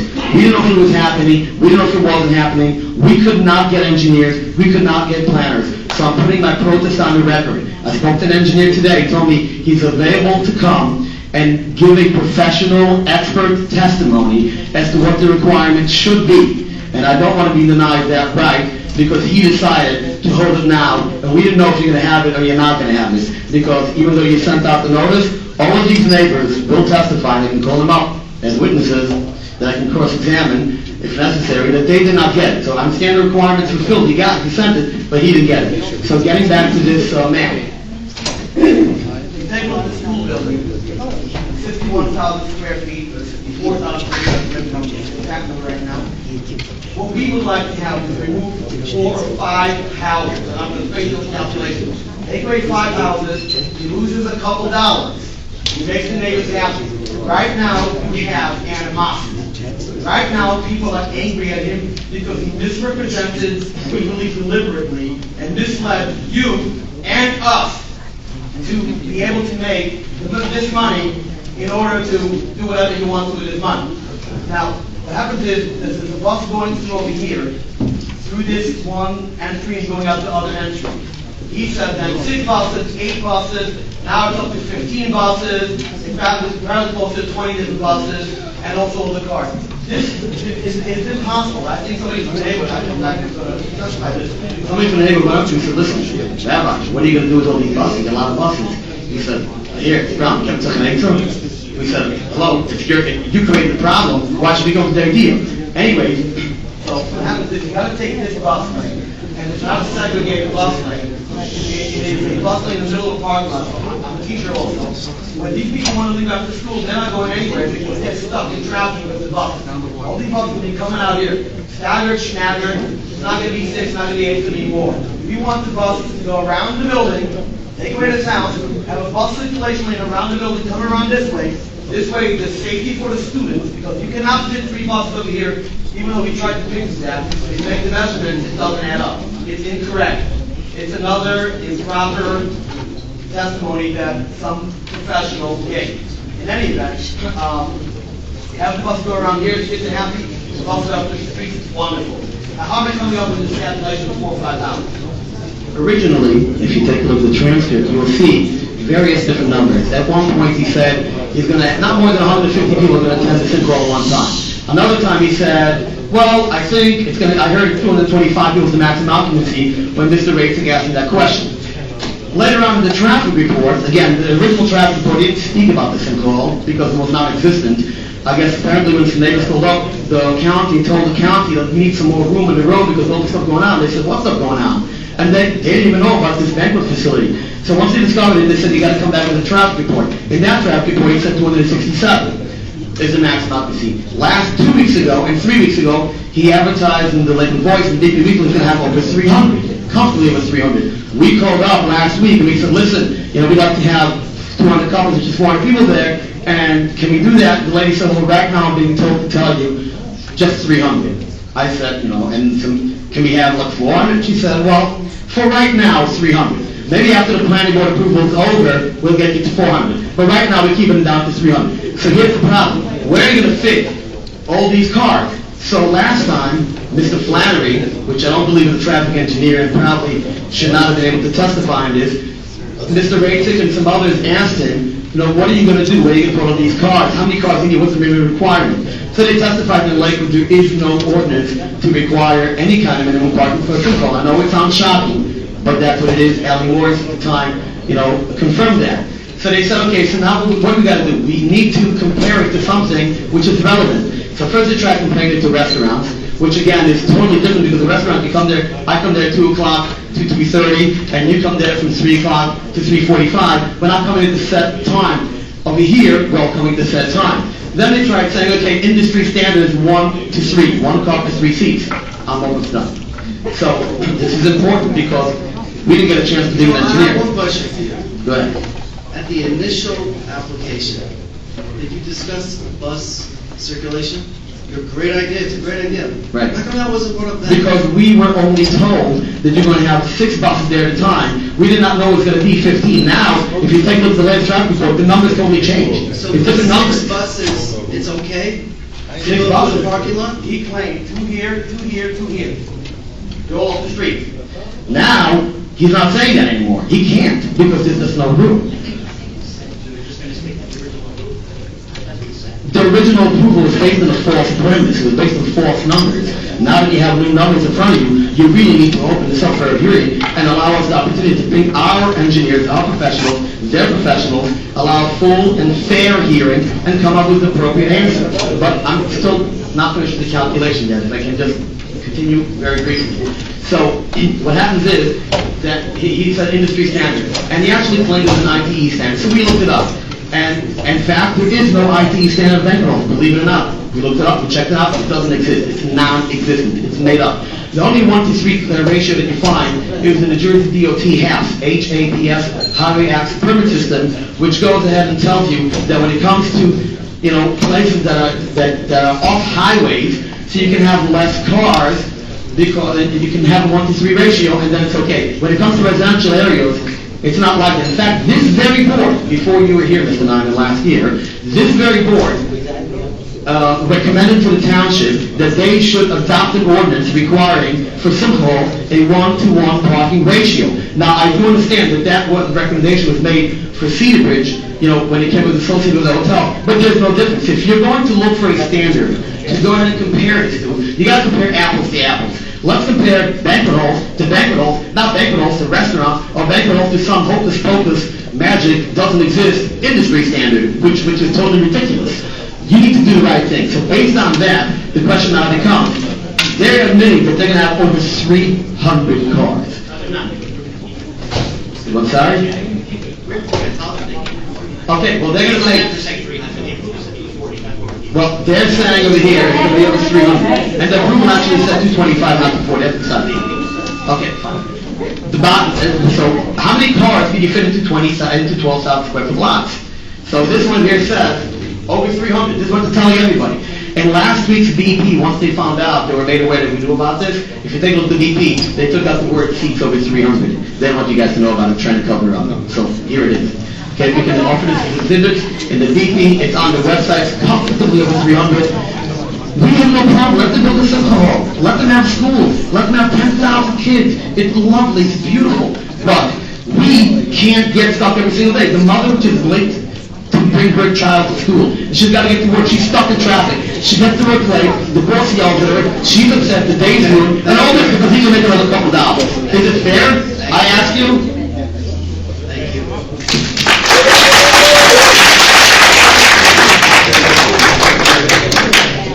At this point, we're going to close it to the public. We got the picture.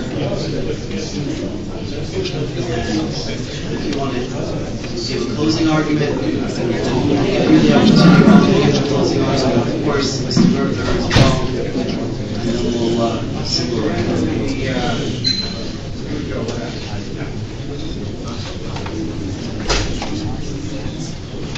Mr. Jackson, just to clarify, what would we be voting on this evening? Just to change the number from the 300 to 700? Is that what we're voting on tonight? What we're voting on, consider whether the site plan ran by the board on July 30th is consistent with the Ocean County Planning Board approval.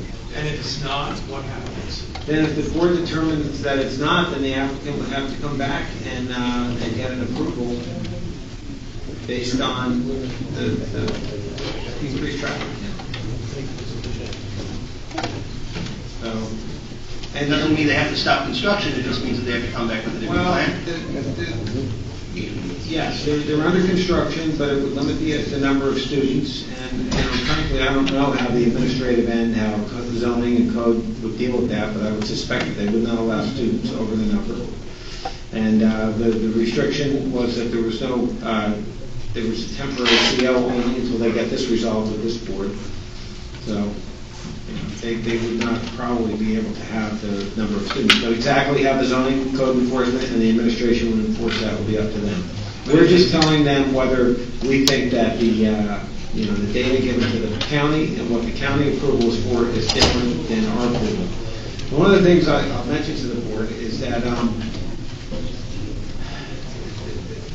the zoning, this is not a use variance where the applicant had to show that the site is particularly suited. Vis-a-vis, they can handle, one of the things they can handle the traffic.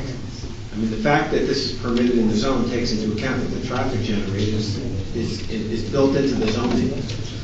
And that's why I asked how many variances they have. The variances that they got really had nothing to do with the number of students. It had nothing to do with the parking spaces. They meet the parking, and our zoning ordinances define the student count. Define the parking count from how big the buildings are. It's not, sometimes in a restaurant they'll say how many tables to drive the number of. But like we had with East Spruce, we were able to put in a requirement for extra parking, even though that's what they were not asking the variance on that issue. Homes are driven by the number of bedrooms, or SMS by the number of bedrooms. You can have a 25,000 square foot house, I suppose, with one bedroom, and it only needs one parking space. So these zoning regulations are mechanical in some respects. And Lakewood's ordinance, the only thing that really matters is the parking, and based upon, and that's by the size of the classroom. So I just put that out there to try to just. We're still allowed to require additional parking if we feel that it's needed, even though that's not exactly what they're asking for the variance on. That's a little tricky, because when you bring it in the site plan, you have to look at the proofs in light of what the variances are that the applicant requested. And they requested variances for buffering, and they requested variances for, I think, the proximity of the parking space to the property. None of those have anything to do with how many parking spaces you have. And like I said, that the intensity of the traffic is already, the governing body made a determination that this is the right place for a school by allowing it in the zoning. So I hope that answers your question. It's a lot everywhere, but it's not up to us to decide that. It's already law. Well, inherent in that is the idea that schools are allowed everywhere. Because I guess the governing body struck the balance that we're not going to look at traffic counts when it comes to whether a school is permitted in terms of its use. Well, we've had issues where a few cars couldn't get through where we said the schools can't be, that it's not safe because they were asking for whatever variances. I think we had something in the past from North Lake or South Lake, something like that, behind a street over there, that they said the cars just can't get through. The way you hold someone's feet to the fire if you think it's too much is you don't grant the variances. You say, we'll come back with a building that respects the buffer, and we'll have a smaller building, and that'll require. But that's usually related to the parking count, not to the traffic generated, not for a permitted use. Well, it's a safety issue, not just about parking and traffic. Safety issues preempt everything. You can always base a site plan design or requirement on safety. I'm sorry. Yeah. Okay.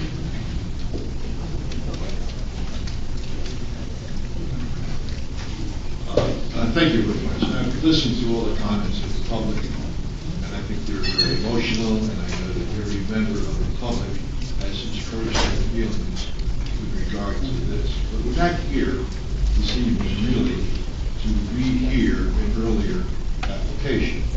I didn't draft public notice, I think Mr. Jackson did.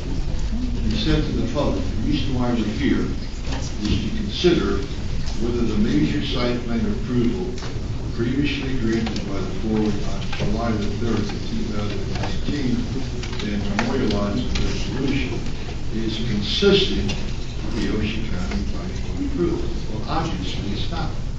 The Ocean County Planning Board approval spoke in terms of over 700 students attending this school and possibly even more. Your decision is based upon a specific representation to you, which is shown in the traffic report of your experts. That was not the same traffic report that the Ocean County Planning Board considered. So, having said that, the question to you is, are they consistent? I would say, quite forcefully, no, they're not. I'm not going to get into the level of all the other arguments with many, because I understand the public is great concern. You are bound by what you found for 3 years ago. And you found that this was appropriately based upon 360 cars.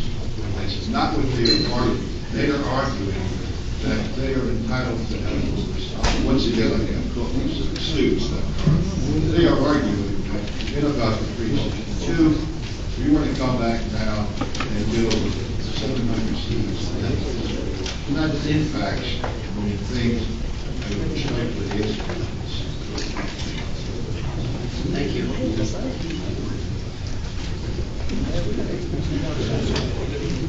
Briefly, I promise, briefly, Mr. Chairman and members of the board, the question is, what did you know and when did you know? Right? As Mr. Gazarovski indicated, it's clear from the record, I think in the transcript as well, so you all had the opportunity to review it, that the number of students was limited to the 300 number. The idea that the board is supposed to provide based on the size of the school as presented, and by the way, there's some inconsistent testimony as what the size was when it came before you. But you're not supposed to define what that number is to be. It is what the applicant tells you.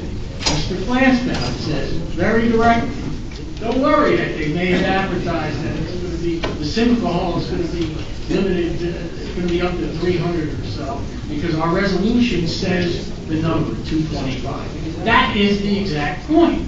You all relied on a number of students. I don't care how big the building is. Right? You relied on the number of students for the design of the entirety of the mother lot, how it interacted with that subdivision, and how traffic and circulation worked.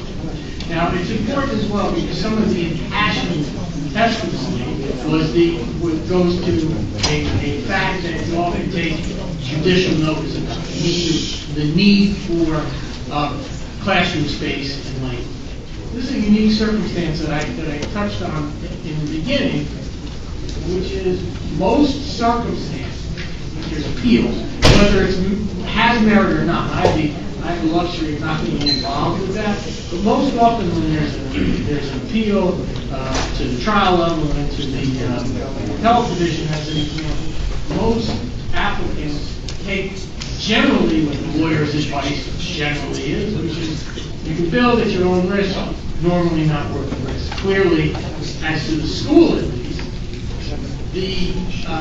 the applicant is determined it's worth the risk to build the school, for whatever that applicant's reasons are. But you all, respectfully, ought not to be swayed by the fact that the applicant has taken that risk and started construction. It's a fact that you can deal with, but you should deal with that fact, as Ms. Florio indicated, after you have the opportunity to review what you relied upon in making the determination to permit the subdivision, to permit a Simcha Hall and limit it to 200 some odd folks, and a traffic study that went before you, mistake or not, that talked about 300 or so students. I think it's clear that there's a testimony upon which you rely at the time of the application that do not meet site conditions and site conditions as they now stand.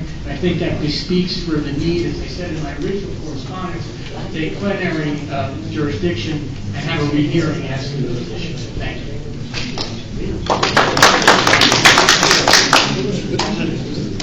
Board, thank you for your patience and consideration of this evening.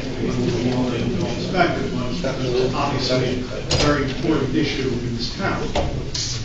The issue for your board tonight, as Mr. Jackson noted, is whether a board's approval in 2015 is different from or consistent with the county. The answer is absolutely not. The county approval, the issue, as we all heard, has to do with parking, the number of students, and how that is going to impact the traffic. The county's approval made absolutely no change to the number of parking spaces that are permitted, to the size of the building, to the dimension or characteristics of the site plan at all. Did not change or place a maximum on the number of students. That simply was not part of that approval. The same exact plan that this board approved in 2019 was approved by the county. There's no substantive difference. The only difference is that the county required two notes. One, staggering buses, and two, the Simcha Hall cannot operate during school hours. That's not a change to the parking or the size of the building or the site plan. It's the same plan that was approved. Again, no inconsistency. The parking, which has been the focal point of tonight's hearing, is not a function of the number of students. It's a function of the size of the building, the number of classrooms. We heard comments from the public that this board was duped and didn't have the full picture about the size of the building. And that's demonstrably untrue. If you look at the resolution, the engineer comment letter is attached, and there, dated July 25th, 2019, dear planning board members, we reviewed a revised submission consisting of the following items, including one set of architectural plans. The size and dimension and characteristics of this building were indeed before the board. The number of students did not impact or could not impact any decision regarding the number of parking spaces or the staggering of the buses. So the premise, the assertion that somehow my client misled this board, and you've heard a lot of interesting language about, quote, based on false promises. Mr. Berger said we hoodwinked you, deliberately misled and made material misrepresentations. That's simply not true. All the information that this board needed to approve the plan regarding the number of parking spaces, it had. That same information the county had. So what changed? Well, sir, why did the school advertise 300 seating if we There's no limited it to 225? I'm actually glad you asked that question. I was informed that that advertisement was not done by my client. It was done by a marketer, and that information is inaccurate. I'm also glad you asked that question because it underscores my point. This is not a compliance hearing. We're not here to talk about whether my client complied with any of the conditions set forth in that resolution. We're only here on notice by the board. Excuse me? It speaks to whether there's underhandedness taking place.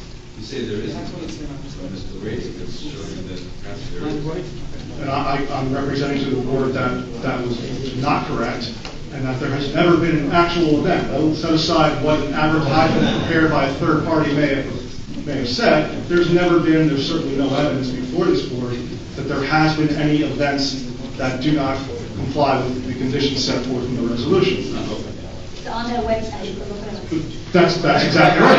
And so, to that point, there can't possibly be any violation. But they're asking for money up front based on the number of people that they're projecting to be here. Those issues really aren't germane to our inquiry of whether the parking counts. But they're doing business based on those numbers already.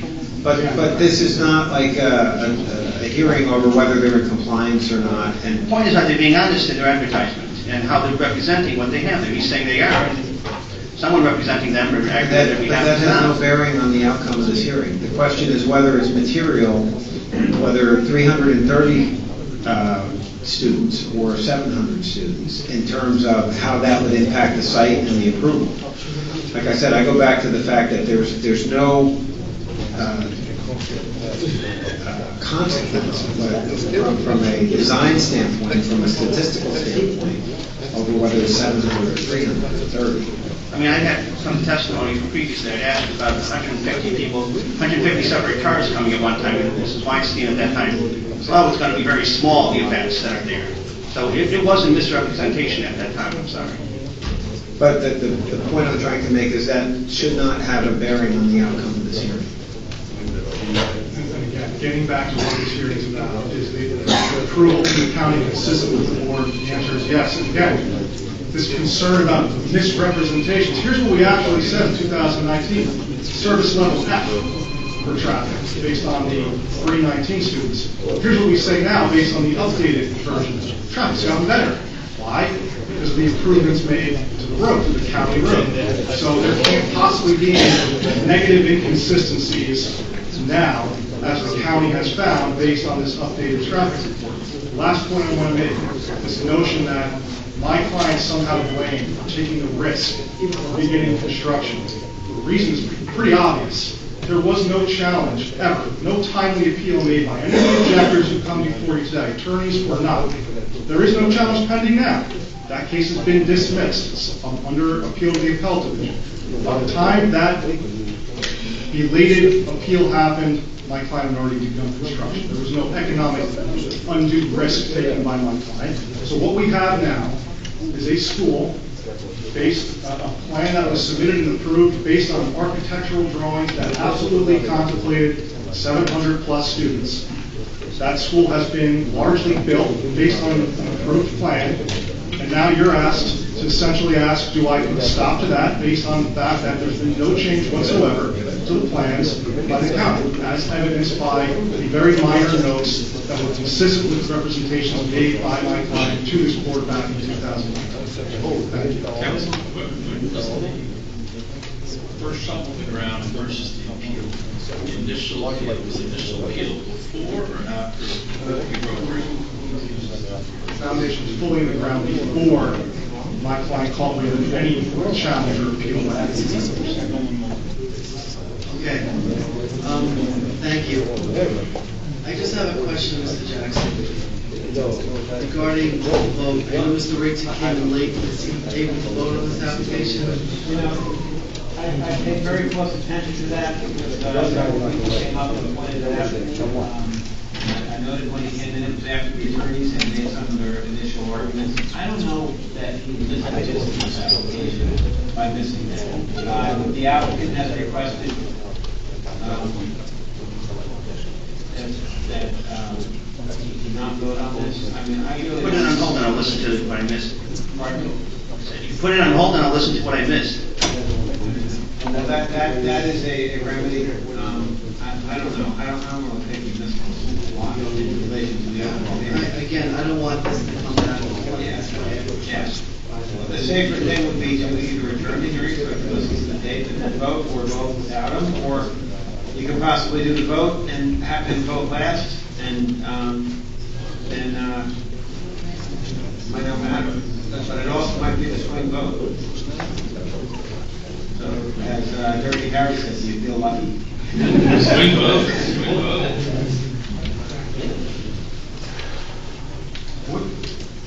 One last question. If the school theoretically just says, you know what, the plan is all the same, so we're not changing anything in the plan, and just tells us, yeah, that they happen to be opening, we're only going to allow 360 some odd kids in the school, would they go through with resolution compliance work? They say, you know what, yes, there's technically going to be 360, but and we said that to the town, so we're not putting 30 kids in the school. I mean, and obviously we know what's happening. Would they go through resolution compliance successfully? They would, I would think, be limited to the occupancy, and if this board determined, no, our approval was limited effectively to 330 students, that's what their approval was limited to. I've often told this board that those kind of things are very difficult to enforce. Who's going to show up to a school and count the number of students, and when you have exploding populations and a dire need to have students go to school, you're going to stop there. Is code enforcement going to go there and say, no, you're 331, turn away?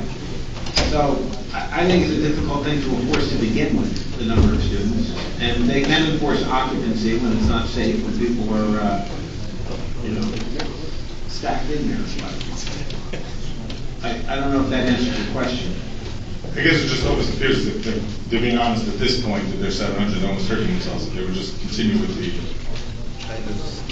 360, they'd fly right through. There'd be nothing to stop them, basically. Well, it came down to there were calls made to the township and to the, during the construction process saying, hey, wait a minute, the county approval was based on 700 and the planning board was based on 300 something, and there's a discrepancy. It said they have to come back to the board if there's a difference between outside agency approvals.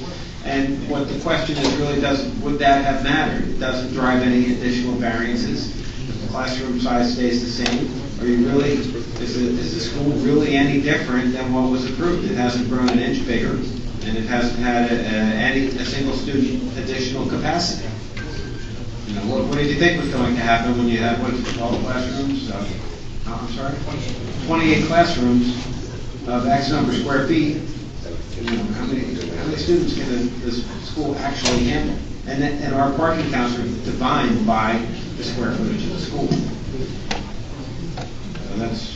So the question here is, would it have made a difference? Do they have to come back and go through a hearing and provide testimony that we're going to have 700 students? Then I say, well, what difference would that make in a future application? What can you make them do? You can't make them have more parking. You can't make them make the street wider. The parking is a little bit of a red herring here. The issue really, again, it seems pretty clear from looking at the minutes that if we had known or someone had realized the size of the school, we would have found a way to push for the busing, the drop-off to be separated. Leverage to say, well, no, then you don't have the variances. Right, and that's what we've been. Unless you give one of these buses. So that's what the board has to determine if it would have made a difference. Thank you, Mr. Chair. I just would like to say, thank you. I need you at a mic, I'm sorry. Thank you.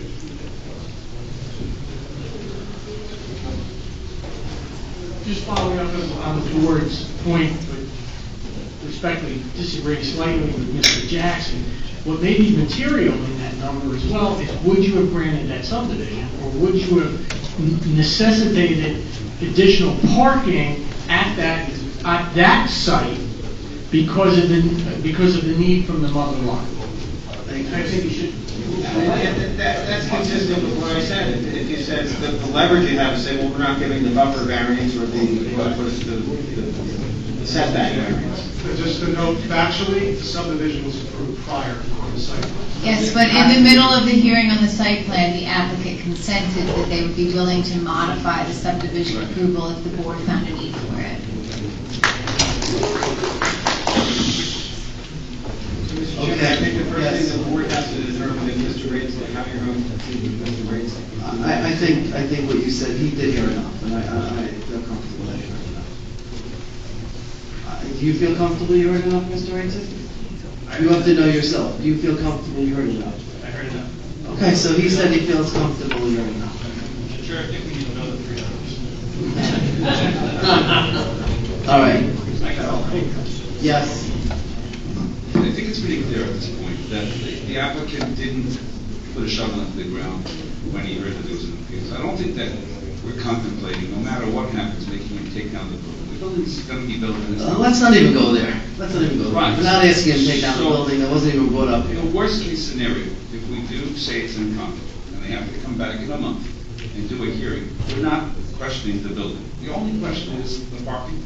The applicant says that the parking is adequate. So if we hear it again, with the objectives there, the worst that can happen is that we require some more parking, or not. I think that's the crux of it. I agree.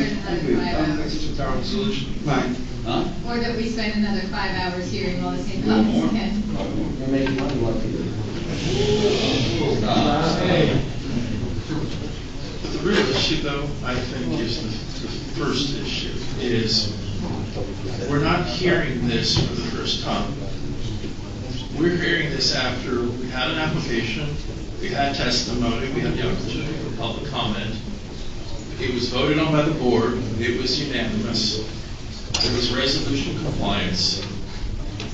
The essence of the rule of law is you can rely on the decisions of a ruling body. That it's not a hefty belt, that you can rely on the decisions. Now, if there's a basis of overturning it, you go to an appeal. And you let the court tell this body, you screwed up. You've got to rehear this. And we say, yes, sir, and yes, ma'am, and we will rehear it. But as far as I understand, that did not happen. I don't think that's true, Mr. Jackson. It's your decision. You've decided that because there's a conflict between the we can decide that. We don't need. Oh, so now this is our narrow scope. We complain a lot that some of the ordinances are lousy. They don't work. Some areas that we have to deal with, there are no ordinances. There's just no guidance. We can't change that. That's the governing body. We work within our little dollar on this. That's all we've got. So, John is asking us the question, is this decision of the county consistent or inconsistent with what we voted on? It's not the underlying... Well, it's definitely inconsistent. No, but listen, no. The decision, the county had the opportunity, said, whoa, you base it on 300, we're here at 700, this is the problem. They approved it. But you're missing one thing. They only approved it based on parking that they have no objectives, they have no parking on it. We feel that it was a fairly efficient number. People come in and say, yes, it might fall, but we think it's not safe. That the county's anticipated when whatever considered. So there's a whole other dimension that there was no efficiency to the fact of the planning.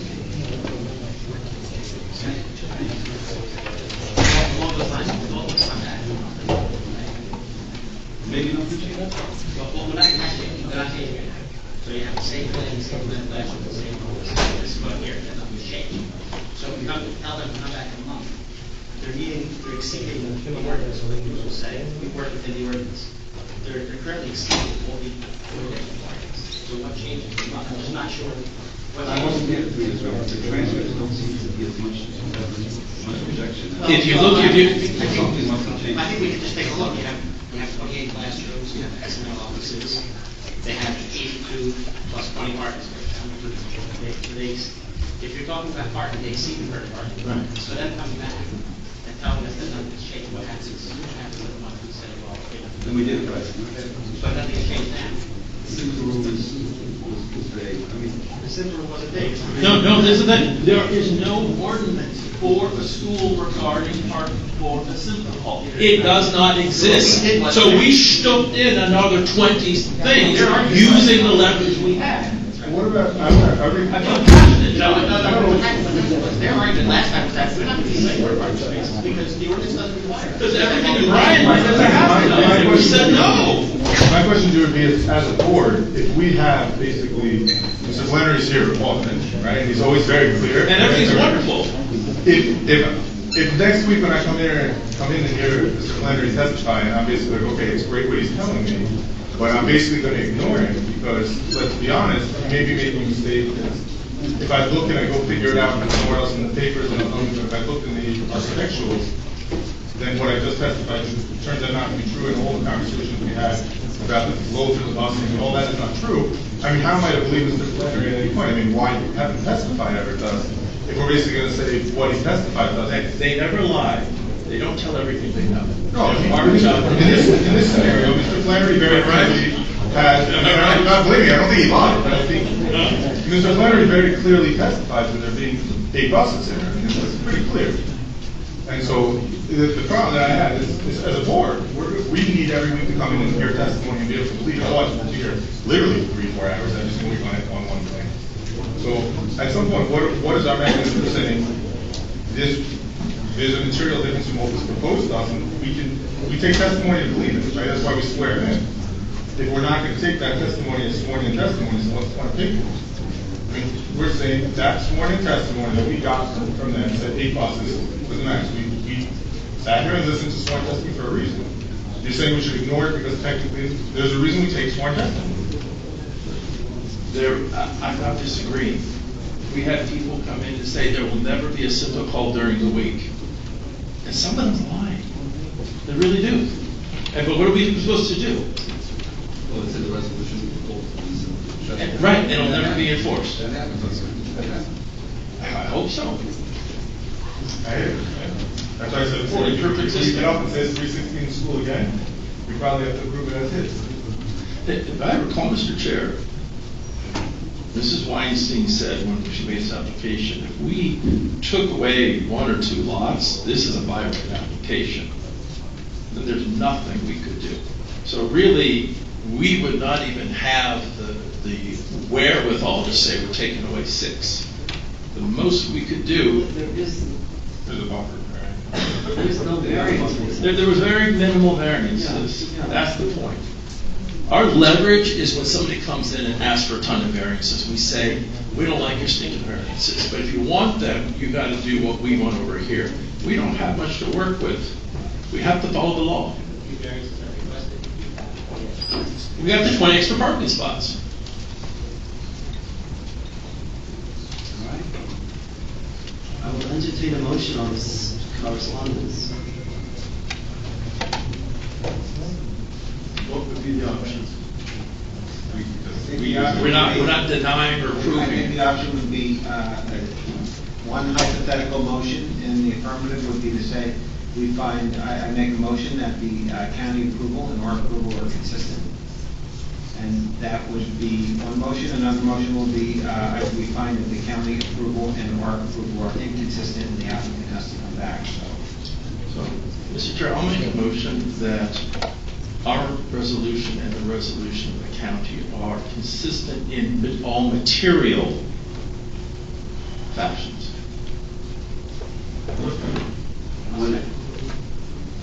What does that mean, material fact? That means that it may not be green versus blue. There's certain things that are maybe not the same. The county asked for 2 notes on the plan. That's not material. Okay. I'll second. Okay, so we have a motion and we have a second on the table. Roll call. Mr. Raisik? I'll be last. Okay, Mr. Meyer?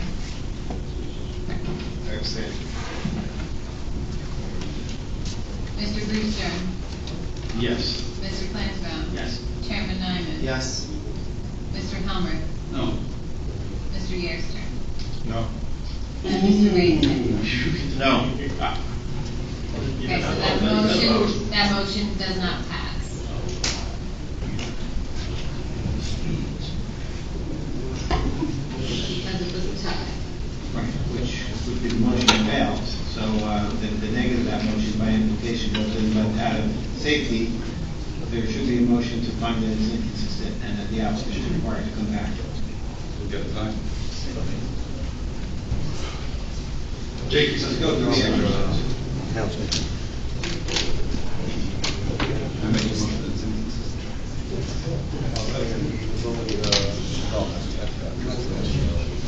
Mr. Helmer's motion that the approvals are inconsistent, and Mr. Weiser seconded it. Shall I take a roll? Mr. Raisik, you can go last. Mr. Meyer? Mr. Brewster? No. Mr. Flansbrough? No. Chairman Nyman? No. Mr. Helmer? Yes. Mr. Weiser? Yes.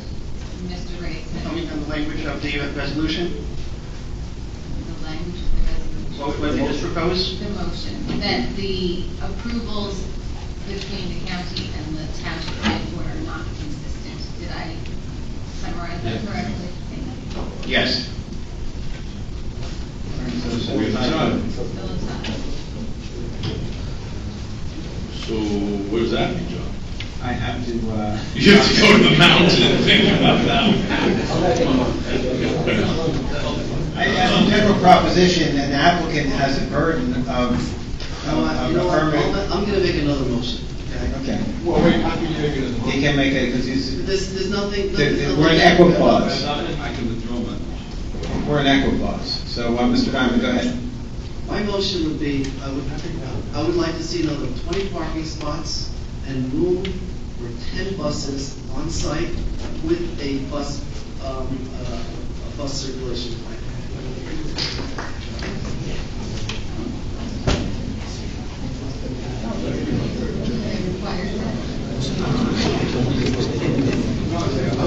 I'll tell you what. I feel a big part of this, the question between the 300 and the 700 is busing, honestly. Make a motion to sit down with the neighbor and have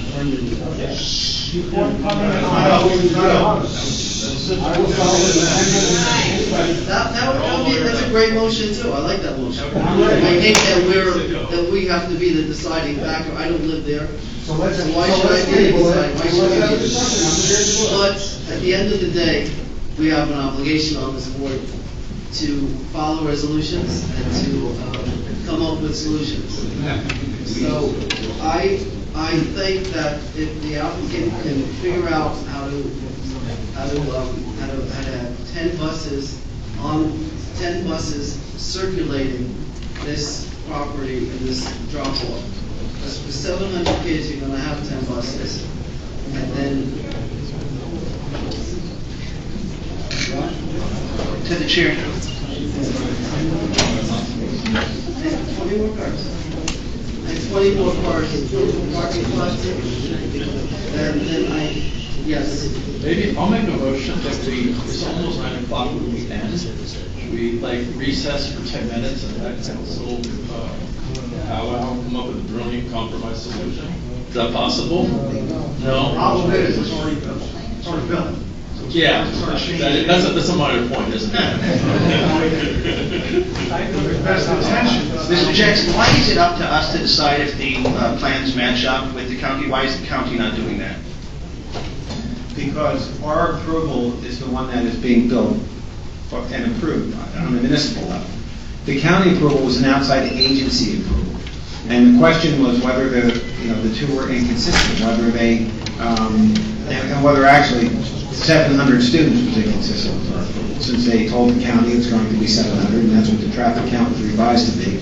And the question in the administration and the building department, et cetera, was, does that do violence to the planning board's approval that there will be 700 students instead of 300? So who's the correspondence from, the county? So this is why it's strange. No, there's no correspondence from the county. This is something that I was asked by the township to have the planning board convene. That's why I'm at a loss to understand what the consequences of this motion not passing is, because this isn't the applicant's case, it's not the objector's case, this is the planning board's own initiative. So what the failure of the motion to pass does, I have to think about this. That's why you paid the big bucks. Yeah. So I don't know if we're. I think to make this a safer application now, I still say that it's consistent with the plan. I'm not changing my view on that. But at the end of the day, to look at safety, you do want a good bus circulation plan. I don't think this school has a good bus circulation plan. I wasn't on the board back then. I conferred to Mr. Riggs. Yeah, he approved it then. So he obviously felt then that it was a good bus circulation plan. I don't, or whatever, I don't. Based on the numbers that we understood at the time. I don't see a good, with 700 kids, I don't see a good bus circulation plan here. Can I go back and ask her now? No, because it was already approved. But because we're in this quandary and we do have that opportunity, then maybe let's figure out a better bus circulation plan, and then everyone will be happy. So you want to hold this matter in abeyance and ask the applicant to come with like an operations manual? It's held in advance anyway, because right now there is no yes or no. Right. So it's in that quandary right now where, they can go back to court and say the planning board couldn't even come up with a solution.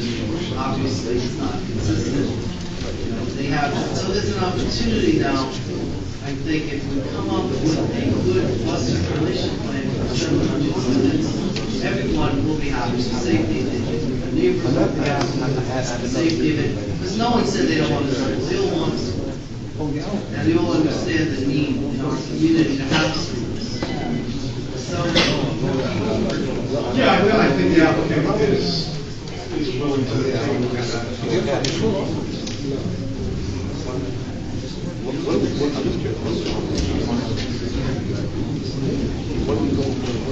Mr. Planner, can I ask you one question? Reading the transcript, it seems like you oppose, I don't know if that's the resolution, that you want wants the bus turnabout to be in this large cul-de-sac. He wants it to go all the way down the cul-de-sac, turn around, that's the operative.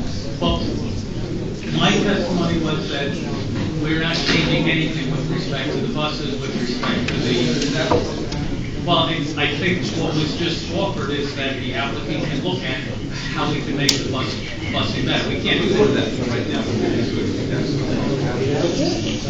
Well, what's supposed to happen is exactly what the original approval showed. It showed that 6 buses. Larger cul-de-sac going down and turning around in the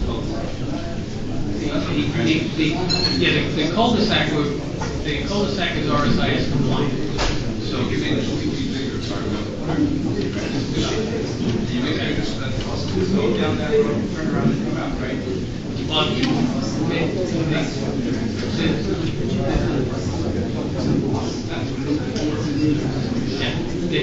this isn't something that we can decide now. The New Jersey Department of Community Affairs requires if you're making a cul-de-sac exceeding the RSI standards, because when they first came out, all the towns said, well, that's not big enough. At the end of the day, there is no motion either way. Yeah. My motion wasn't voted on. It's not. I was just an idea. It was just an idea. The applicant has indicated he will come back. He will look at it and come back, and we can. I don't know if I want to waste the applicant's time either. If that's the consensus of, maybe you want to hold the board and see if that's a consensus of the board. If they can figure out the bus circulation, I don't want them to waste. I don't want them to go through another 5 hours of this. If that's something that the board feels can help this application, where we have a good bus circulation plan plus an couple additional more spots, is that something that the board would be okay with? Honestly, I don't want to go. I don't want to waste their time. I don't want to waste our time. I think that's the board issues that would be brought up at that time.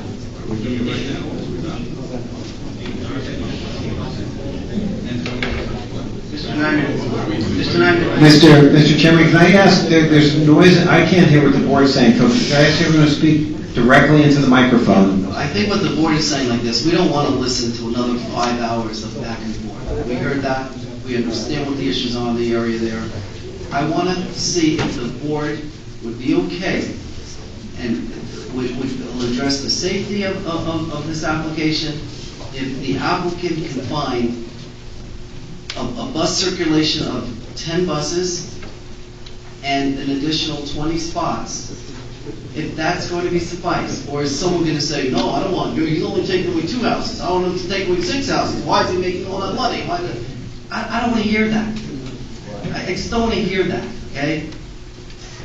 But how do we make that motion tonight? That's what we're deciding tonight.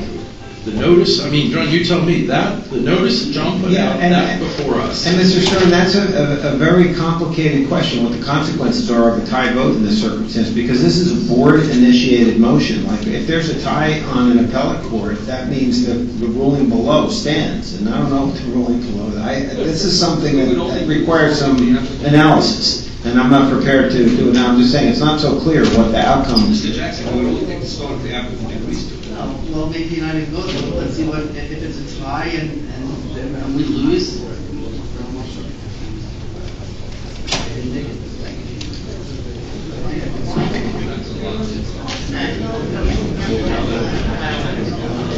No, I forget it. I withdraw what I said. We have a tie and you figure it out. The problem is we're getting very arbitrary at this point.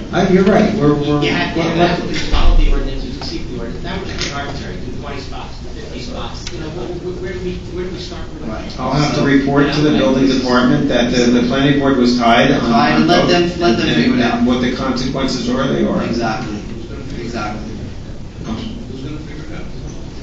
I'm going to have to speak with Mr. Seacare and Mr. Hensel. We're going to have to talk to construction department, code enforcement, and we'll have to determine what the consequence of this is. Fine. Thank you. Okay, we'll take a 3-minute recess. I don't think we're going to hear number 3 tonight. I think that's another 5-hour application. I think I would like to hear 1 and 2, if possible.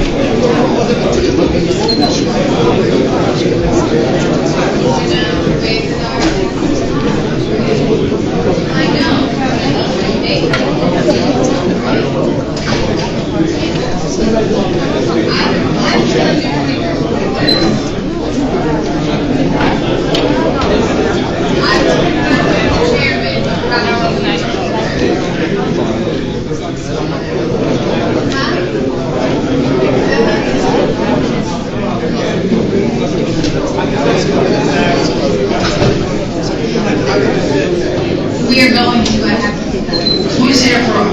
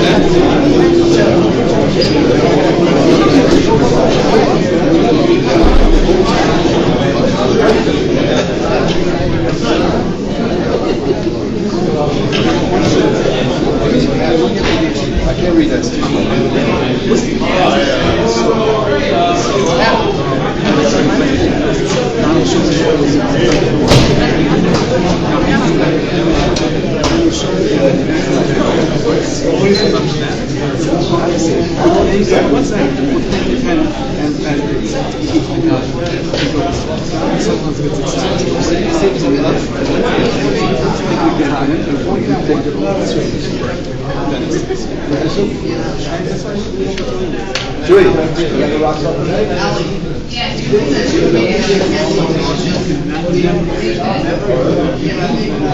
I think our options are following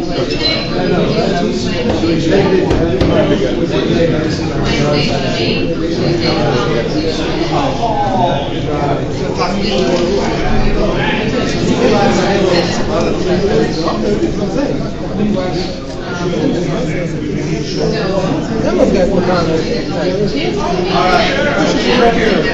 Who's here for item number 1? Is anyone here for item number 1? Alright, so we'll see how many board members are here.